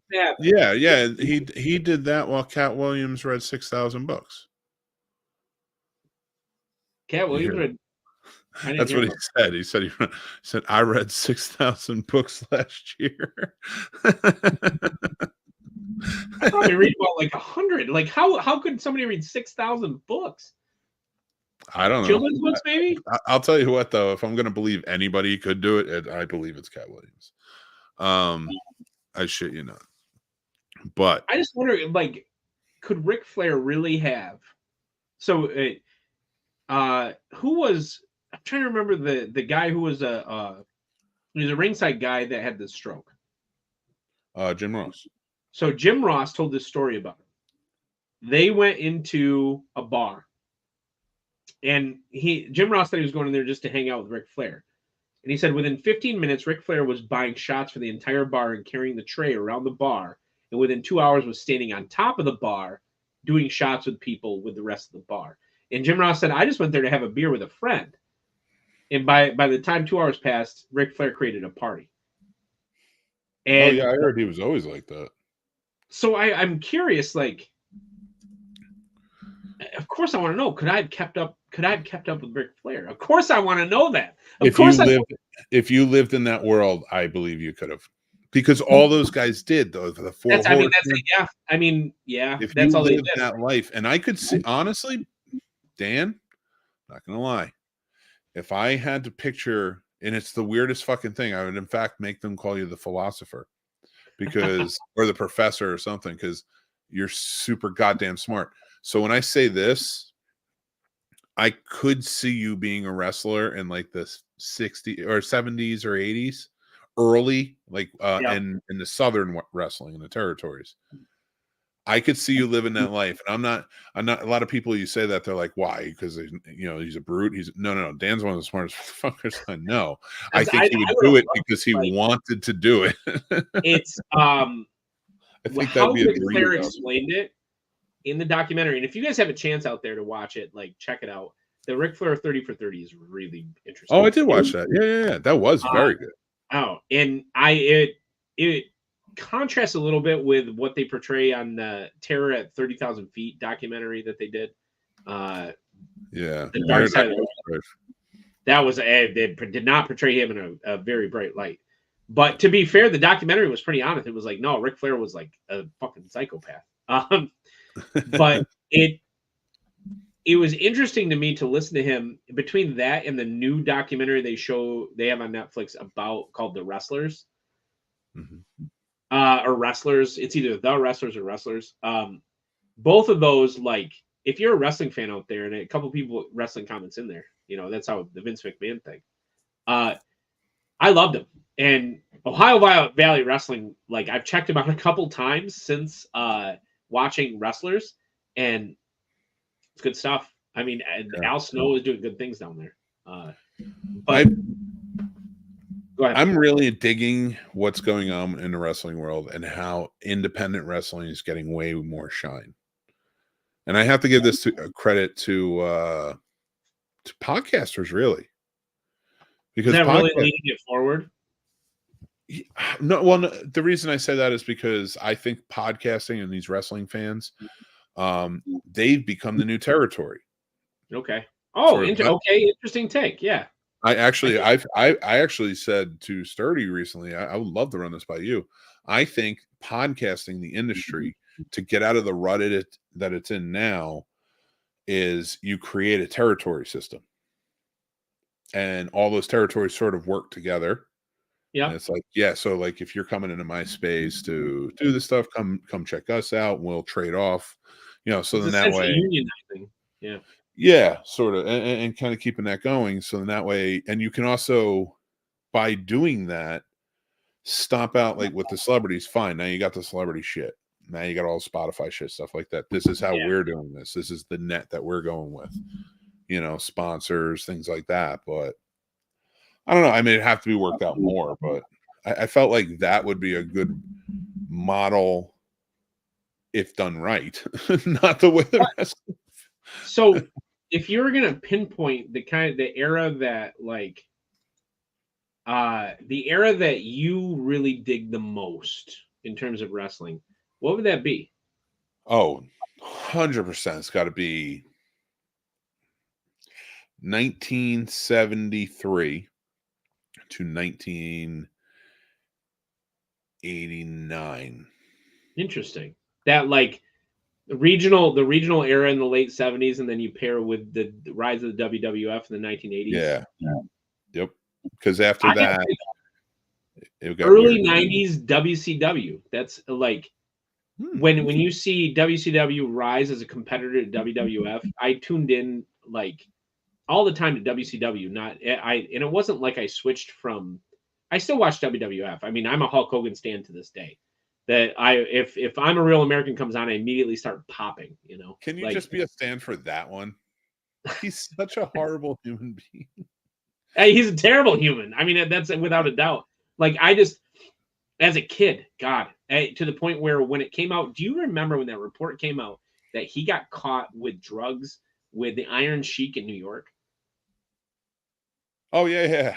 Okay. It was like 91, right? Like 91, 92. Yeah. So 8-year-old me was devastated.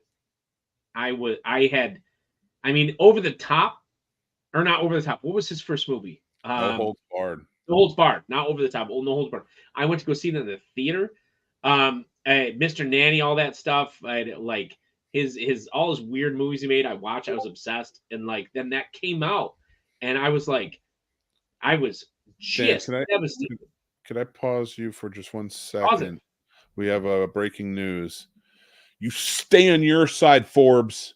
You keep the basement on your side of the night. This is my side of the night.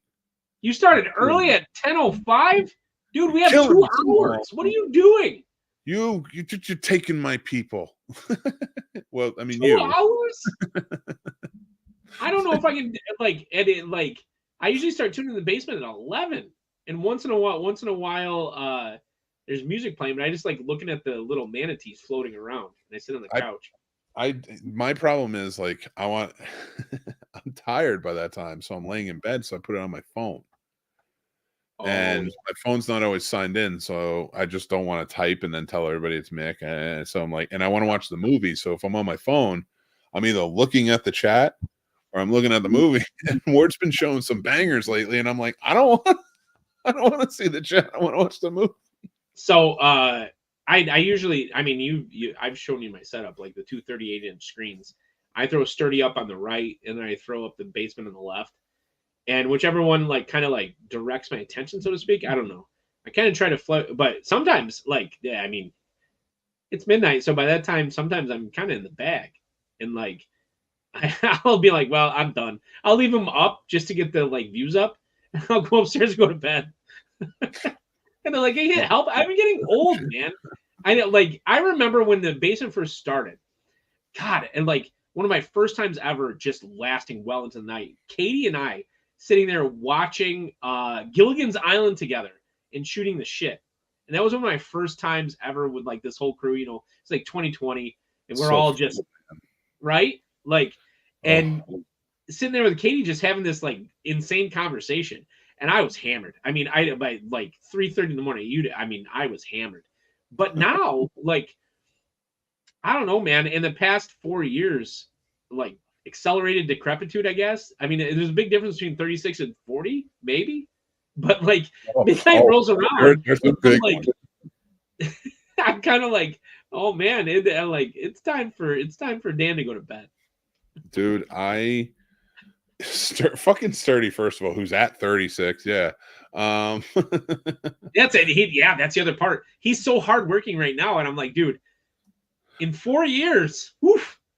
I hope so for his sake. I'd argue that I might be right there with him, but he's up you can't late. Take credit though. You can't producers can't take credit. Come on. That's true. All right, fine. One day. One day. No, so he came to me and talking to me about Sturd-O-Vision, and I'm like, I fucking love it.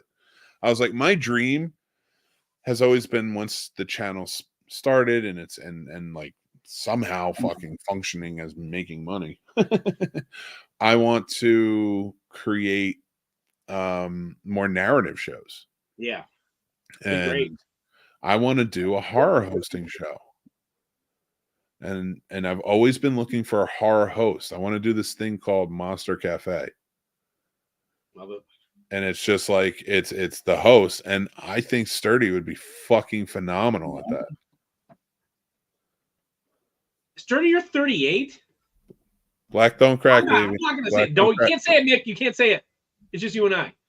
Why can't I say it? It I doesn't. can't even say it. My wife's black, and I can't say it. Why is that racist? How is that racist? Saying I'm black really people are about, beautiful like, I only say it in all the through the ages? I'm standing on that. No, that's not racist. Also, he's sitting there chatting. Sturdy, get your ass in here. Get your ass in here. Bastard. Tim's chatting. Get your ass in here. Sturdy, you're standing. Get your ass in here. Come fight with us. I'm a prelude to your show because Tim's trying to wrestle us out. No, okay, thanks, Sturd. Like, I didn't like. No, crack. I thought you were like maybe 33. That was my. I never asked people their age.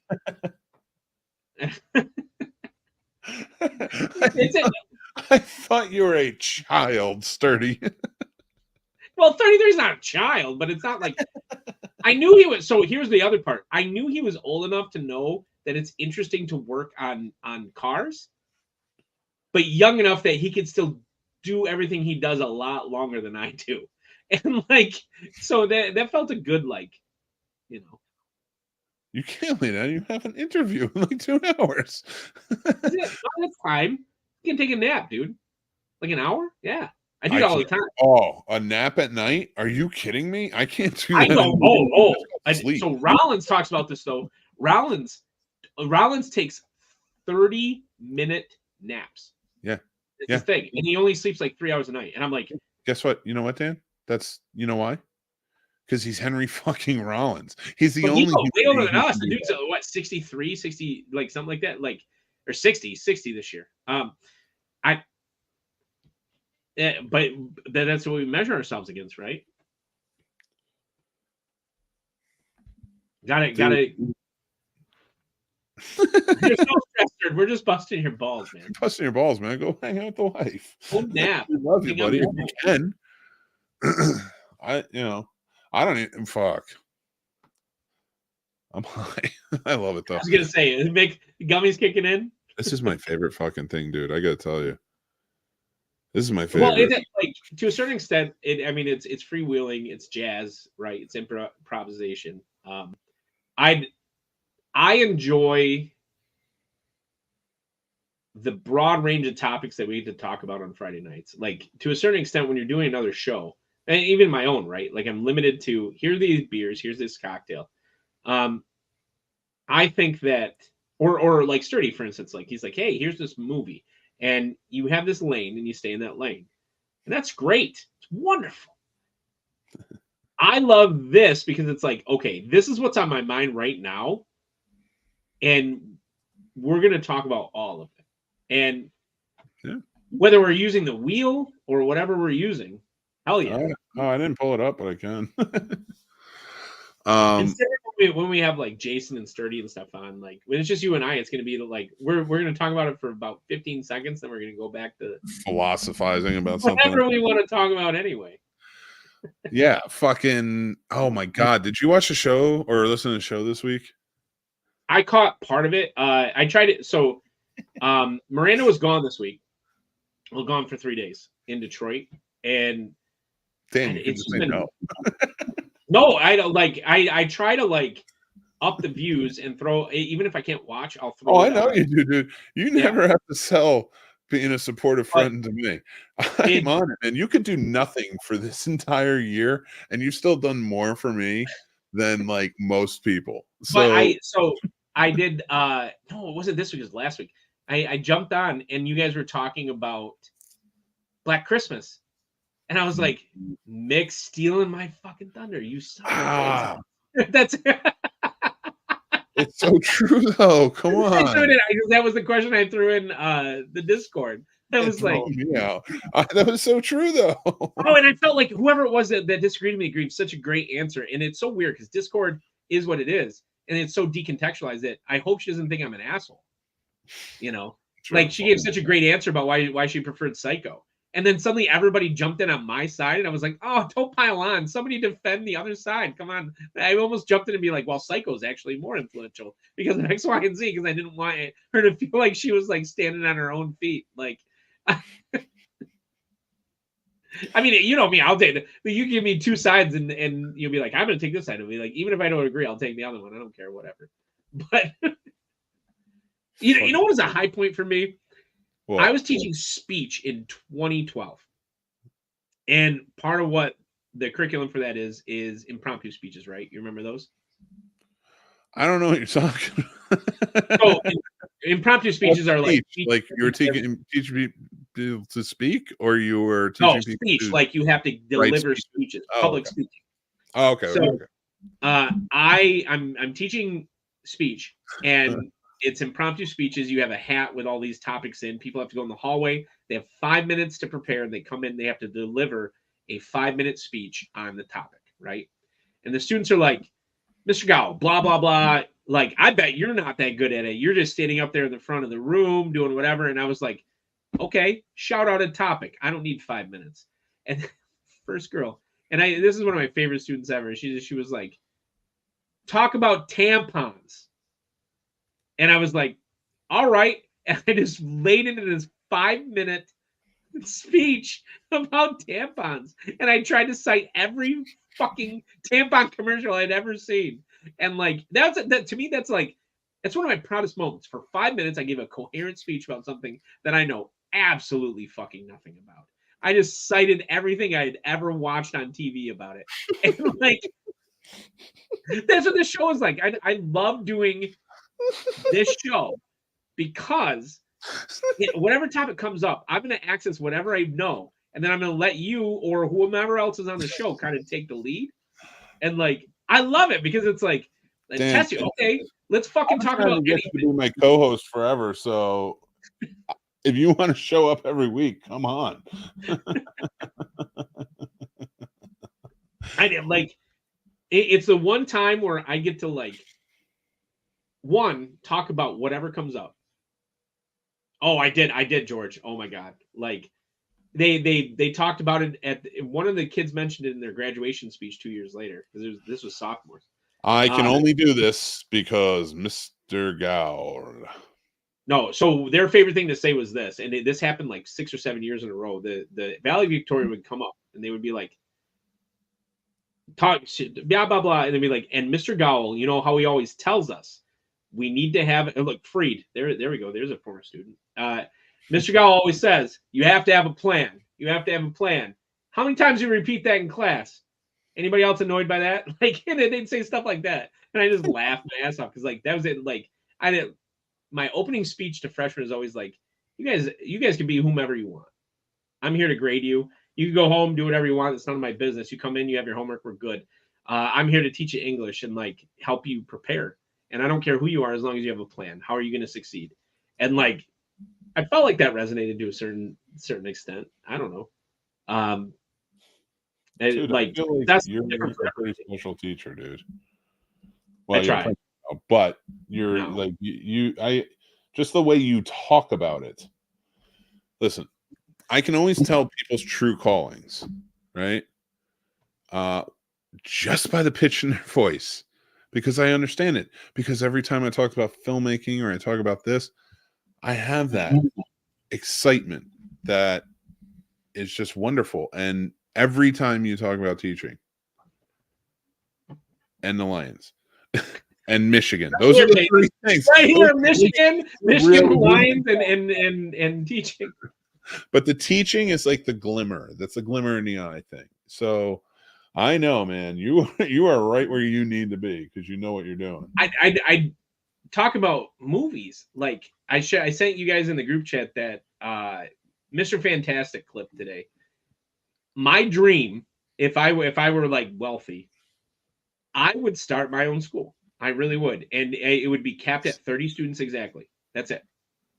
And I would only take like at 30 students exactly, and I would only take. You'd have to pass an interview with me, and I would teach every subject. Yep, and you'd have to pass an interview. That'd be it, and it would be one room. What age? High school only. It would be 9 through 12. But No. all of Okay. it, everybody is taught the same. I mean, that's the thing. I don't care what age you are. You're all doing the same work. Everybody's doing the same work. This is how I know you're good at your job. You couldn't, like, you struggled in freshman English. Come on. This kid, I'm guessing he's a kid because we're old. No. Freed's all grown. He went to the Marines. Oh no. But like, I when I say kid, like I think of myself at like 29 as a kid. You know, but Freed's a good guy. No, he didn't like. I can tell by the confidence he speaks in towards you. Like he wouldn't be here if you didn't.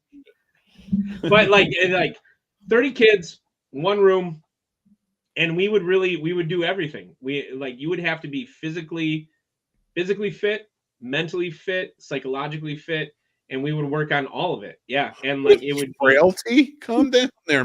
No. It's a complete education, and like it's a kind of thing where it's like, okay, we are going to be together. And I probably, once I got those 30 students, I wouldn't take any more until people graduated. You know what I mean? And that would be my crew. Just ballparking, what would be like the length for that would cover the high school experience?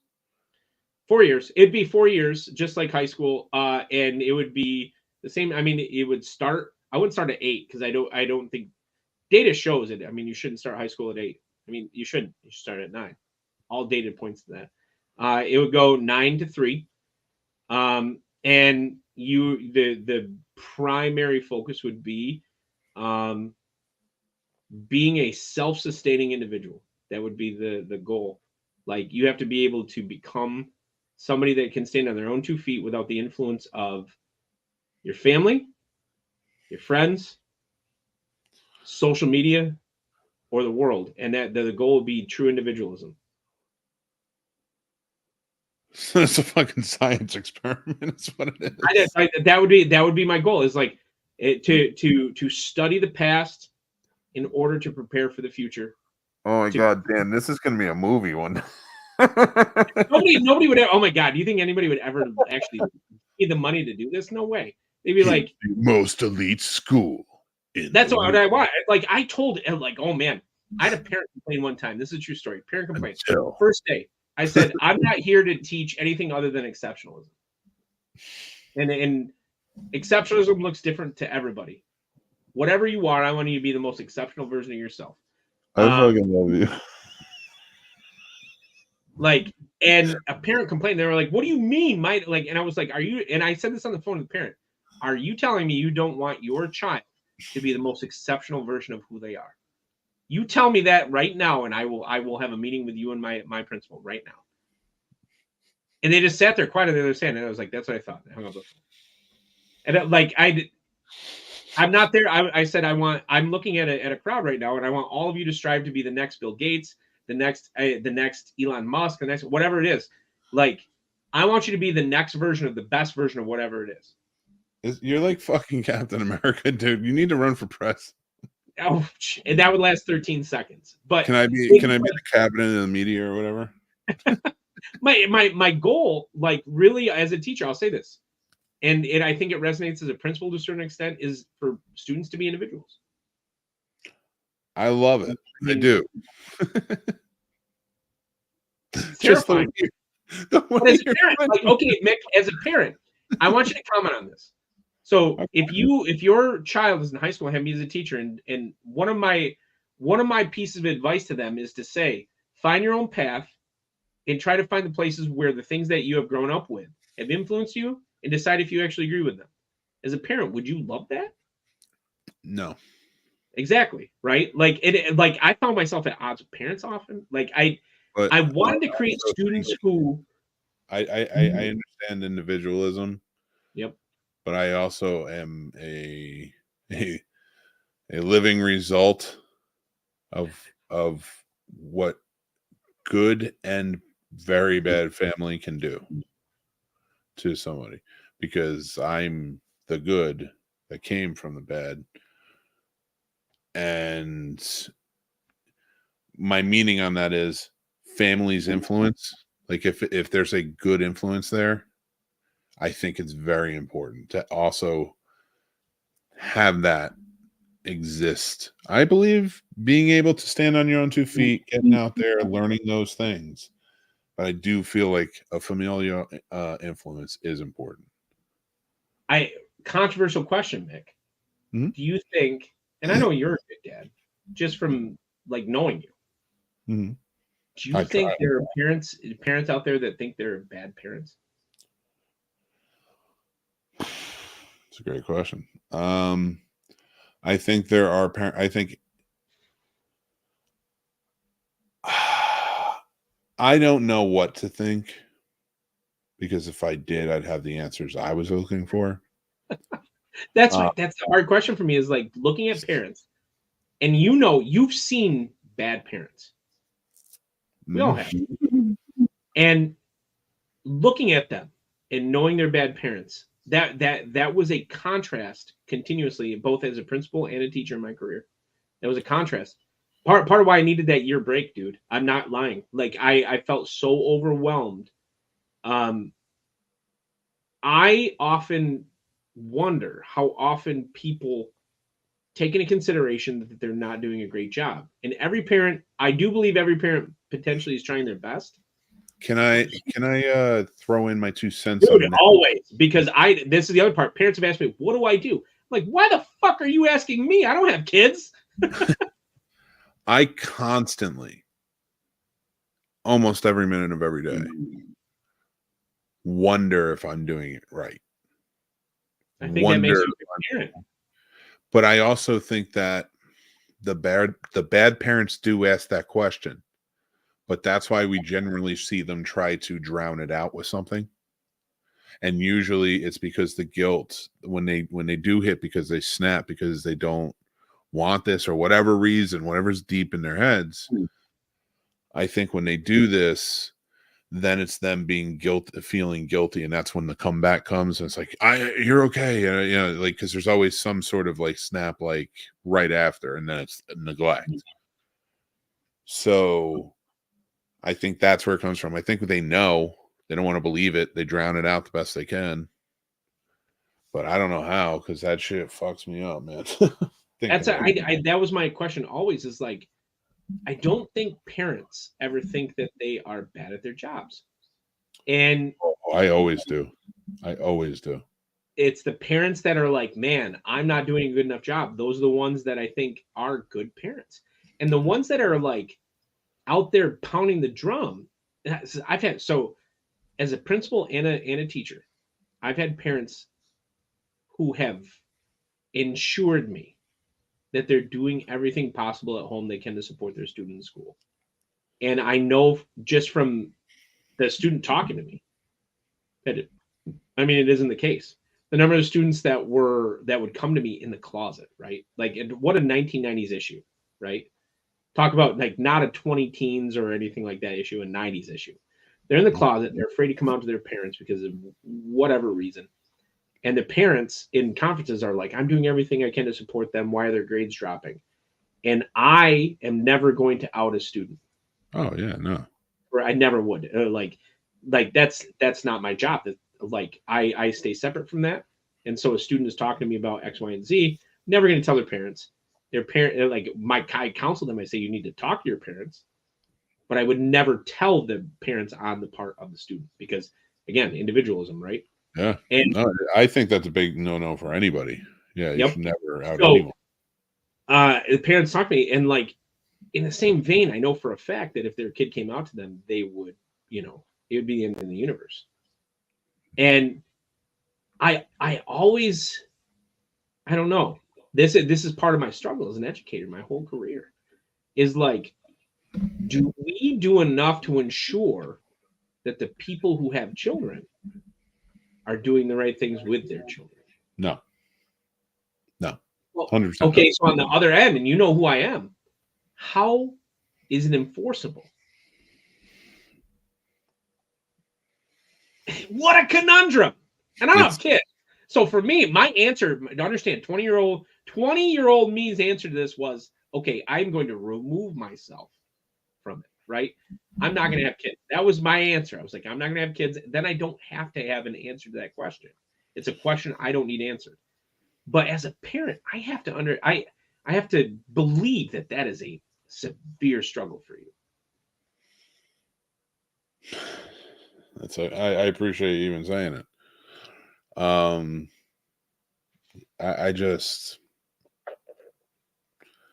I don't know. Like, I look at my kids, like, you know, my oldest is my stepson, right? Yep. I've been in his life since he's 2.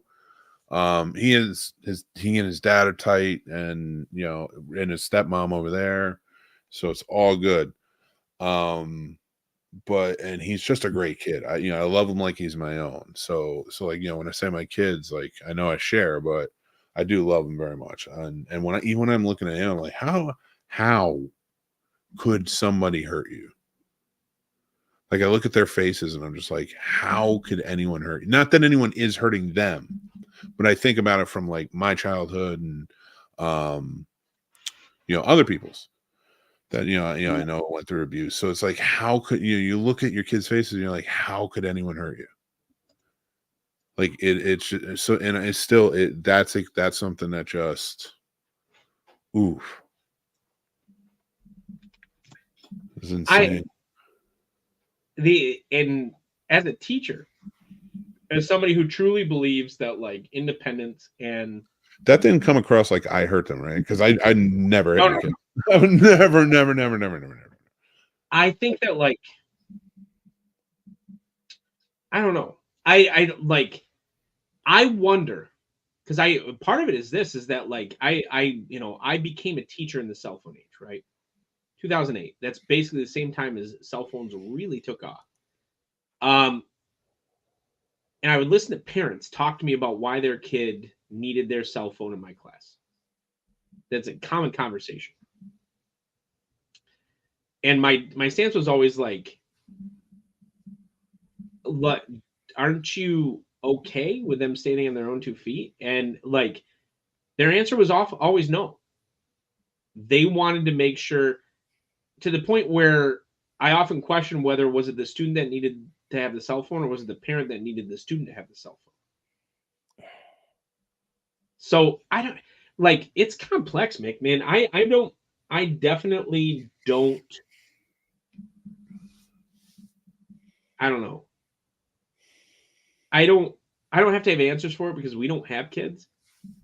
But at the same time, I feel bad because modern age is requiring some weird questions of parents.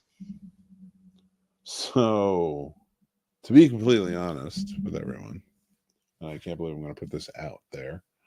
I've been suffering a lot lately and dealing in therapy and stuff like that, trying to get over a lot of childhood trauma that I've had.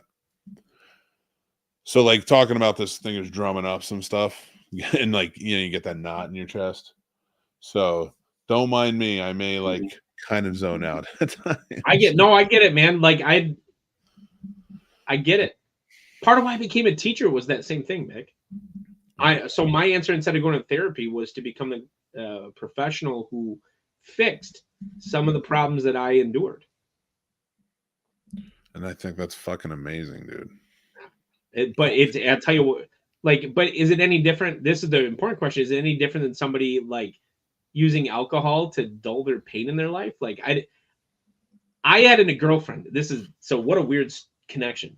I had a girlfriend accuse me of this, and she was 100% true. This is 100% true. She was like, you know what syndrome you have? You have to be a savior of everybody. And she said, have you ever thought about saving the one person who needs to be saving? That's you. And this is that she's breaking up with me, and I was like, it's like, fuck you, dude. Like, it hurts, don't it? Oh man. But I think that, like, what truth, right? And actually, I just had a very similar conversation 2 days ago about my staff with so I'm the assistant principal in my building. My principal and I are talking about this, and we said we have staff members who are left over from the previous administration who are not very good at their job. But the previous administration, because they didn't want to be honest, told them they were excellent at their job.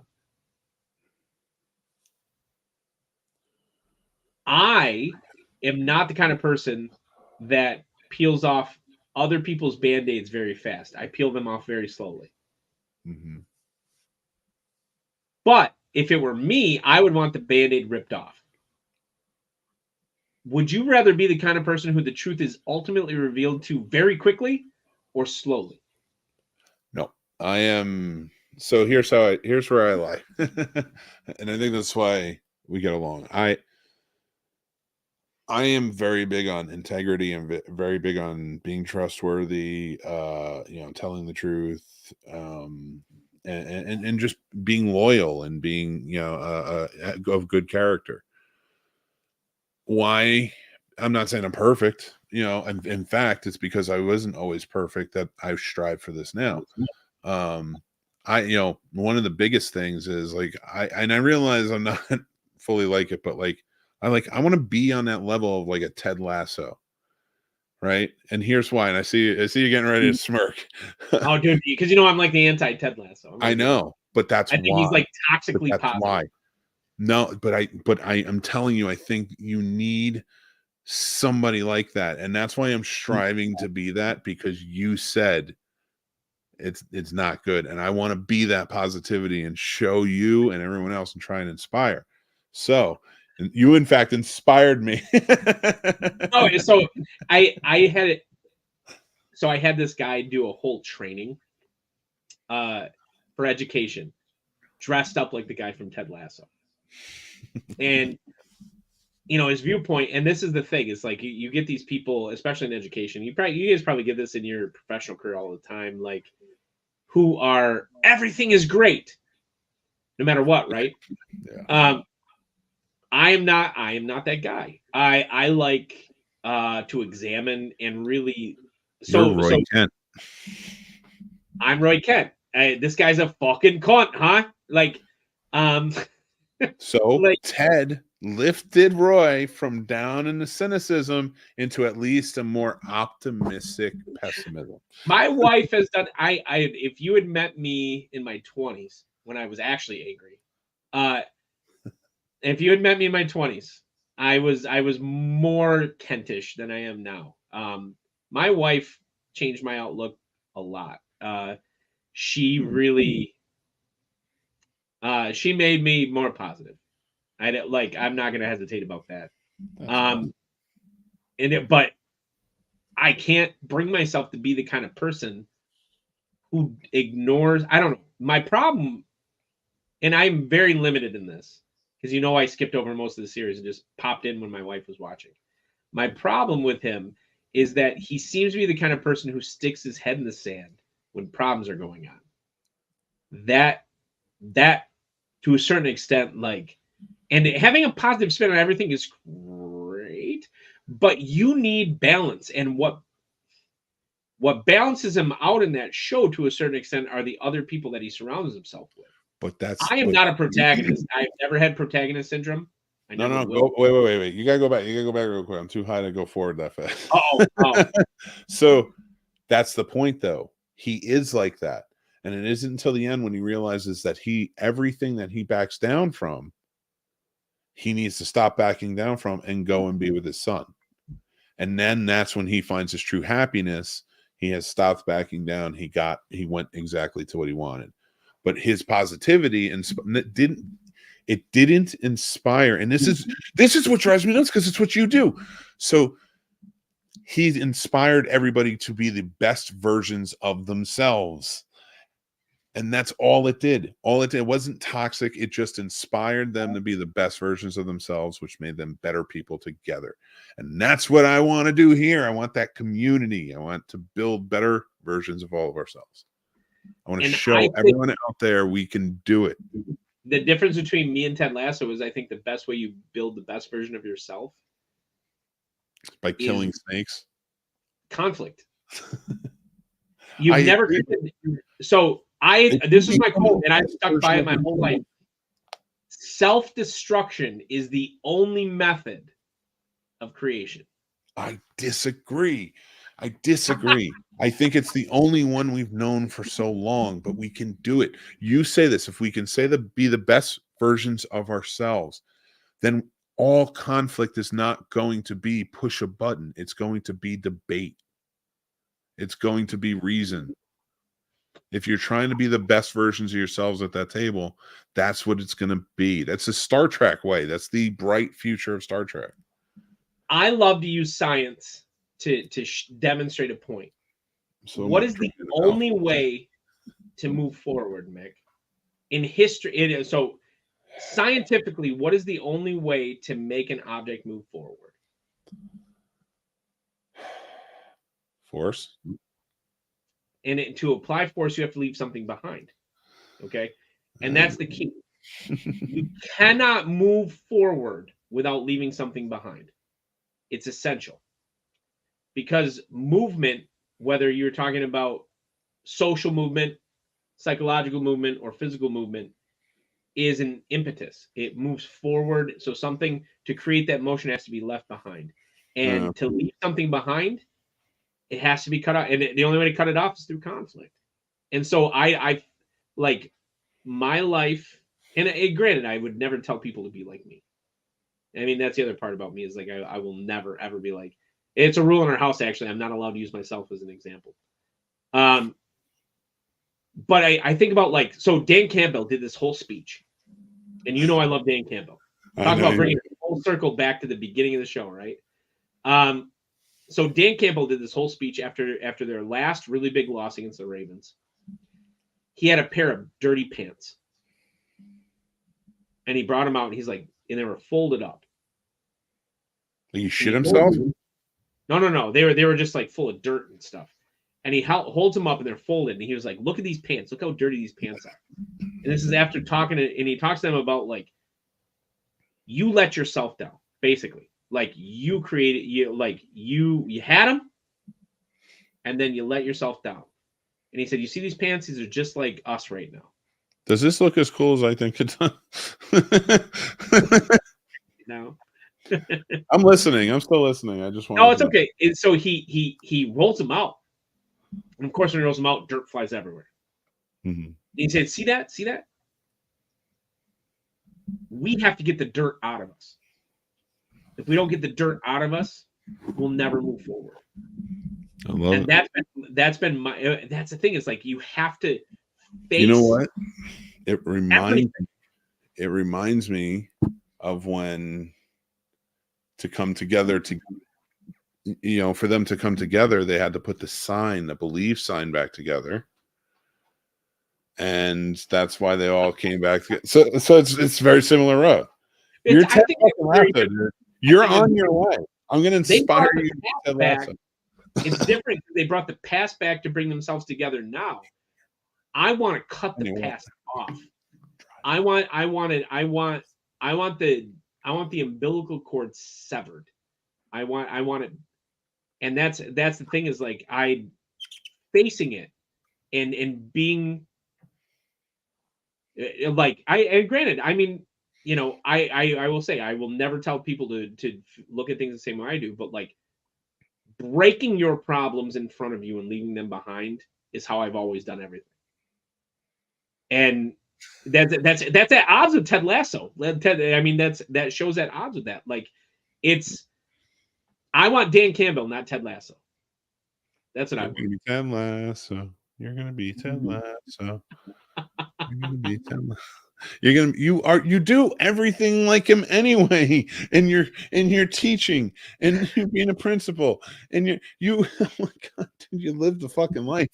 I have to accept you come on here every week, and you're like, I'm really a pessimistic guy, but I really love that, and like you get into it, and you're fucking shut up. I like I'll say this. I am.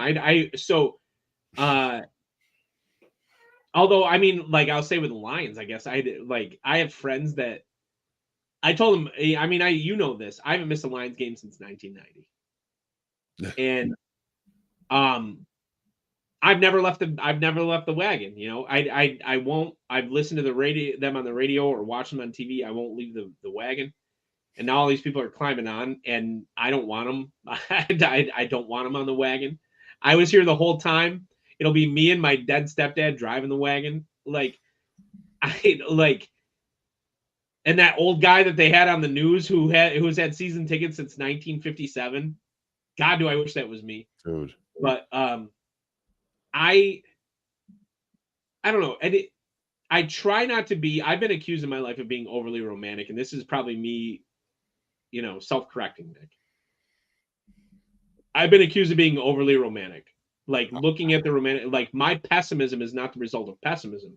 My pessimism is the result of I'm overly romantic. I get disappointed because people don't live up to the standard that I set, and as a result, what comes off as pessimism is actually me being frustrated with a lack of exceptionalism or striving for exceptionalism on the part of others. So I like when I say pessimistic, what I really mean is this: I get pissed off because people don't want to strive to be the best version of themselves. That's what I think it actually means. How are you friends with me?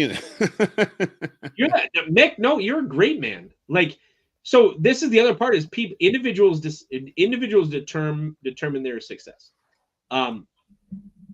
It's not an extraneous factor. So whatever the best version of Mick is can't be decided by anybody else but Mick.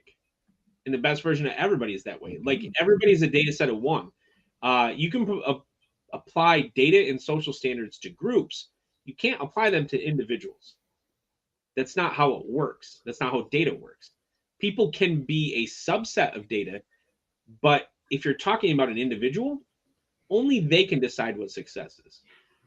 And so, you're a great dad, and you try to speak out about mental health. You're a good husband. I've seen you, like, if Mary would not love you as much as she does if you weren't. I think that, like, a mark of a good person is if they're their own worst critic, and I know that about you. You're your own worst critic. How about that? And I know, like, that's fucking profound. I think that I'm my own worst critic. It doesn't make me a good person, but I'm my own worst critic because I want to be a good person. That's the other side. Is like you would want to be the person who is most critical of you because it shows a level of self-deprecation that's necessary for advancement. If somebody can't laugh at themselves, they are not self-aware. Oh, I can definitely laugh. And that's the thing is like I to me, sometimes I think that's the funniest guy in the room. I don't think Ted Lasso would be like, you should laugh at yourself. I don't think, and that's why I feel like I'm at odds with him, and I'm constantly like trying to defend that viewpoint. Is like I don't think he would. I think that a person should laugh the hardest at themselves. Actually, I disagree. I think Ted Lasso shows that you can laugh at yourself. In fact, he does in one episode where he makes fun of himself because, and it shows that he's on that level of he can because it doesn't bother him, and it really doesn't. I love when it gets to that point. His biggest bother in that whole show is his wife, and not being around his son. And so through that travel, he never cares about Nate. That never bothered him, and it was nothing. Thank you, my love. And then all that shit.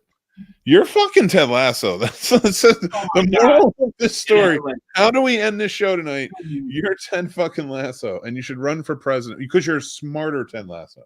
If I'm smart, I'd never run for president. That's how you know somebody ends up being president. That you can't be smart and run for president. Those are contrary to each other. That's the fucked up part. Then who do we need in there? Don't ask me. Do you need like a idealistic idiot? No, I didn't like. I don't think there's any such thing as a good president. I don't think that power comes with goodness. So the hard part is if you're looking for good people, you're never going to find them in politics. Yeah. As far as who should it be, man, what a question, right? Like that hurts. And this is the other part is why I'm so at odds with a lot of things. People have to make up that individually and stop talking about it out loud. I don't think that politics should be a public issue. I think it should be a private one. You should treat it the same way you do your property. It's private. And like my politics are out loud, but it's because I choose them to be, not because I feel that it needs to be. Hmm. Nobody coerces my politics.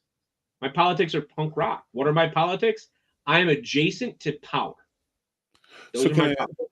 can I ask you this? Because I do speak out politically here on these Yep, shows. it's great, and you should, because you have a platform for it. But I don't put out signs for anyone or who I'm voting for and things like that. It is pretty quiet. I don't talk about it. So would this be the right way to do it? So here's my thing is, like, again, individually, right? Everybody makes up their own destiny. So if somebody chooses to talk out loud, and it's truly their choice, they're not talking out loud because people are coercing them. That's a wonderful thing. That's American politics. My issue is that like, now you have people who are like, you are either part of my current viewpoint or you're at opposition with me. I may align with specific things with people, but because of my choices in terms of whom I vote for and the ideas I vote for, those same people I vote for will put me at odds with them. That's my problem. Is like, do not expect me to toe the line because of a title, because I won't. I am not a single issue voter. I'm not a single person voter. I'm a dynamic voter. I will vote for my interests. And to a certain extent, my interests align with very specific people. I will speak out about the viewpoints. You know this. Education is extremely important to me. Education tends to align with specific kinds of liberal values. But there are liberal values that I speak out against heavily. And there are viewpoints I have, like, I am a gun owner. I truly believe in the First and Second Amendment. I also put the First Amendment way before the Second Amendment. Yeah. It should be. How do you take a voice over? So for me, when I talk about I own like 16 guns. And so my more liberal friends are like, how dare you? And I'm like, you're not coming for my gun. And they're like, I thought you were a Democrat. And I was like, do not try to label who I am. I don't prescribe to labels. I prescribe to my ideas. And that politically, Mick, that is unpopular with everybody. Mm-hmm. I'm not going to toe a line because somebody told me to. And that's my problem. It's like, to a certain extent, the people that are coerced, just keep your politics private. You don't have to be part of a group.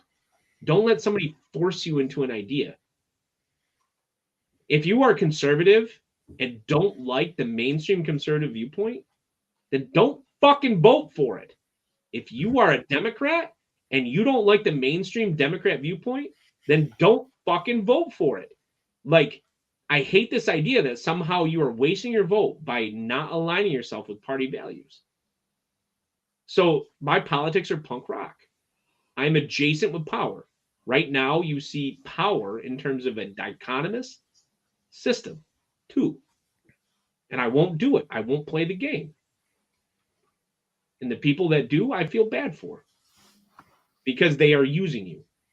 If you're going out there and aligning yourself with a specific viewpoint because of one issue, don't do it, because they don't care about you. And so the fact that you speak out about specific things is great. I mean, I've disagreed with you on this very show before. Mm-hmm. Like, and that's the thing, is like, I think that the people that are afraid to like disagree with people, please surround myself with people I disagree with, please. Yeah. I don't want to be surrounded by people I agree with. I'll invite anybody on the show I disagree with. Don't come at it from a place of racism and stuff where you're on here screaming that or saying racist things. But like, if you want to come on here and talk about things, fine, I'll debate you. But not in a mean way, like we're talking now. Yep. I don't have to hate you just because you voted differently. That's where I think that people go so wrong. It's a pseudo-religious viewpoint in terms of something that was never meant to be religious in the first place. I'm not mad at the people being riled up and everybody has these emotions. Everybody's been grouped. Everybody's this and there. But what we need is mixture of everything. You know, we need, that's. I don't mean to interrupt you, Mick. Yeah. Tim's playing the Dogman song right now in Cosme.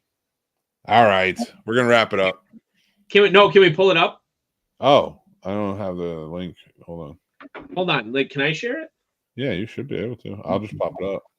Hold on. I can. Okay, share screen. Window. Here we go. There you go. Look at that. If I unmute it, will it play the music? I guess. I don't know. But it's not you. I don't know. There's a famous music. Can you hear it? I can't hear it.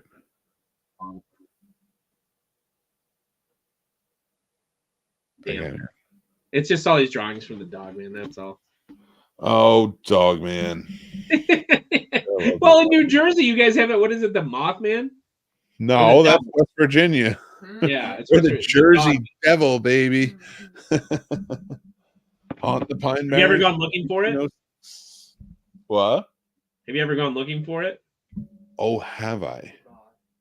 That's awesome. Oh, that's how young Nicholas back in the day became a ghost hunter. He started his trek in the early days of childhood hunting down in the Pine Barrens the Jersey Devil. There's so many fucked up stories about that. Oh yeah, I used to love doing that, and that's where I found my love of weird New Jersey and going to all the abandoned places and the mental hospitals and the haunted schools and the haunted houses. And it was, dude, it's fucking wild times. For sure. I think we can wrap up the Outcasts, Mick at Night. Did we play the song even? No, I didn't come up with a new one for the Outcast. I'm thinking like going. Play the song. I want to hear the song. Okay, let me grab it. Oh, I mean, I can do it. Mick at Night. It's such a delight. Hey, everybody, it's Mick at Night. Filmed live in front of a studio audience. Well, live in front of a studio audience. I had fun, man. Have fun with you, brother. I'll talk to you soon. Check out Betting Bros tomorrow. And, 1 p.m. 1 p.m. tomorrow, we'll tell you how to bet the NFC AFC championship games. Yep. And the 4th episode of our Godzilla Trek, Hail to the King, baby. It will be out tonight, though. Midnight, Sturd-O-Vision. Oh, Sturd-O-Vision's at midnight. He's talking to Richard Bergen, who's the director of Fang, and he's going to be reviewing it and talking to him about that. Check that out at midnight. And then tomorrow, Popcorn and Pints. You know I'm going to be there because we are doing Star Trek IV: The Voyage Home versus Solo, a Star Wars story. I wonder which one's going to win. So let's go. So make sure you check that out on Popcorn. Solo should win. All right. I'm not even. You got to come on that show. Then what are you doing? You come on Popcorn and Pints. We're not doing it here. We'll see tomorrow night. What time would I have to go on? At 9. I think I'd be good to do it. They do. Talk to Sturdy. I don't want to tread on his water. So Sturdy, no. All right, I'll make sure you get the link. Don't worry. But anyway, guys, make sure you check out Popcorn and Pints, and then Sturd-O-Vision will be back again tomorrow, and they're doing MILFs versus Zombies. So go check them out. MILFs versus Zombies. Yep. How do I get some of those MILFs? I don't know. You have to watch that one too. Good night, everybody. Go. What? I didn't pull you out. Oh no, I thought you said something. No, I just said go Lions. You can play it. Go Lions.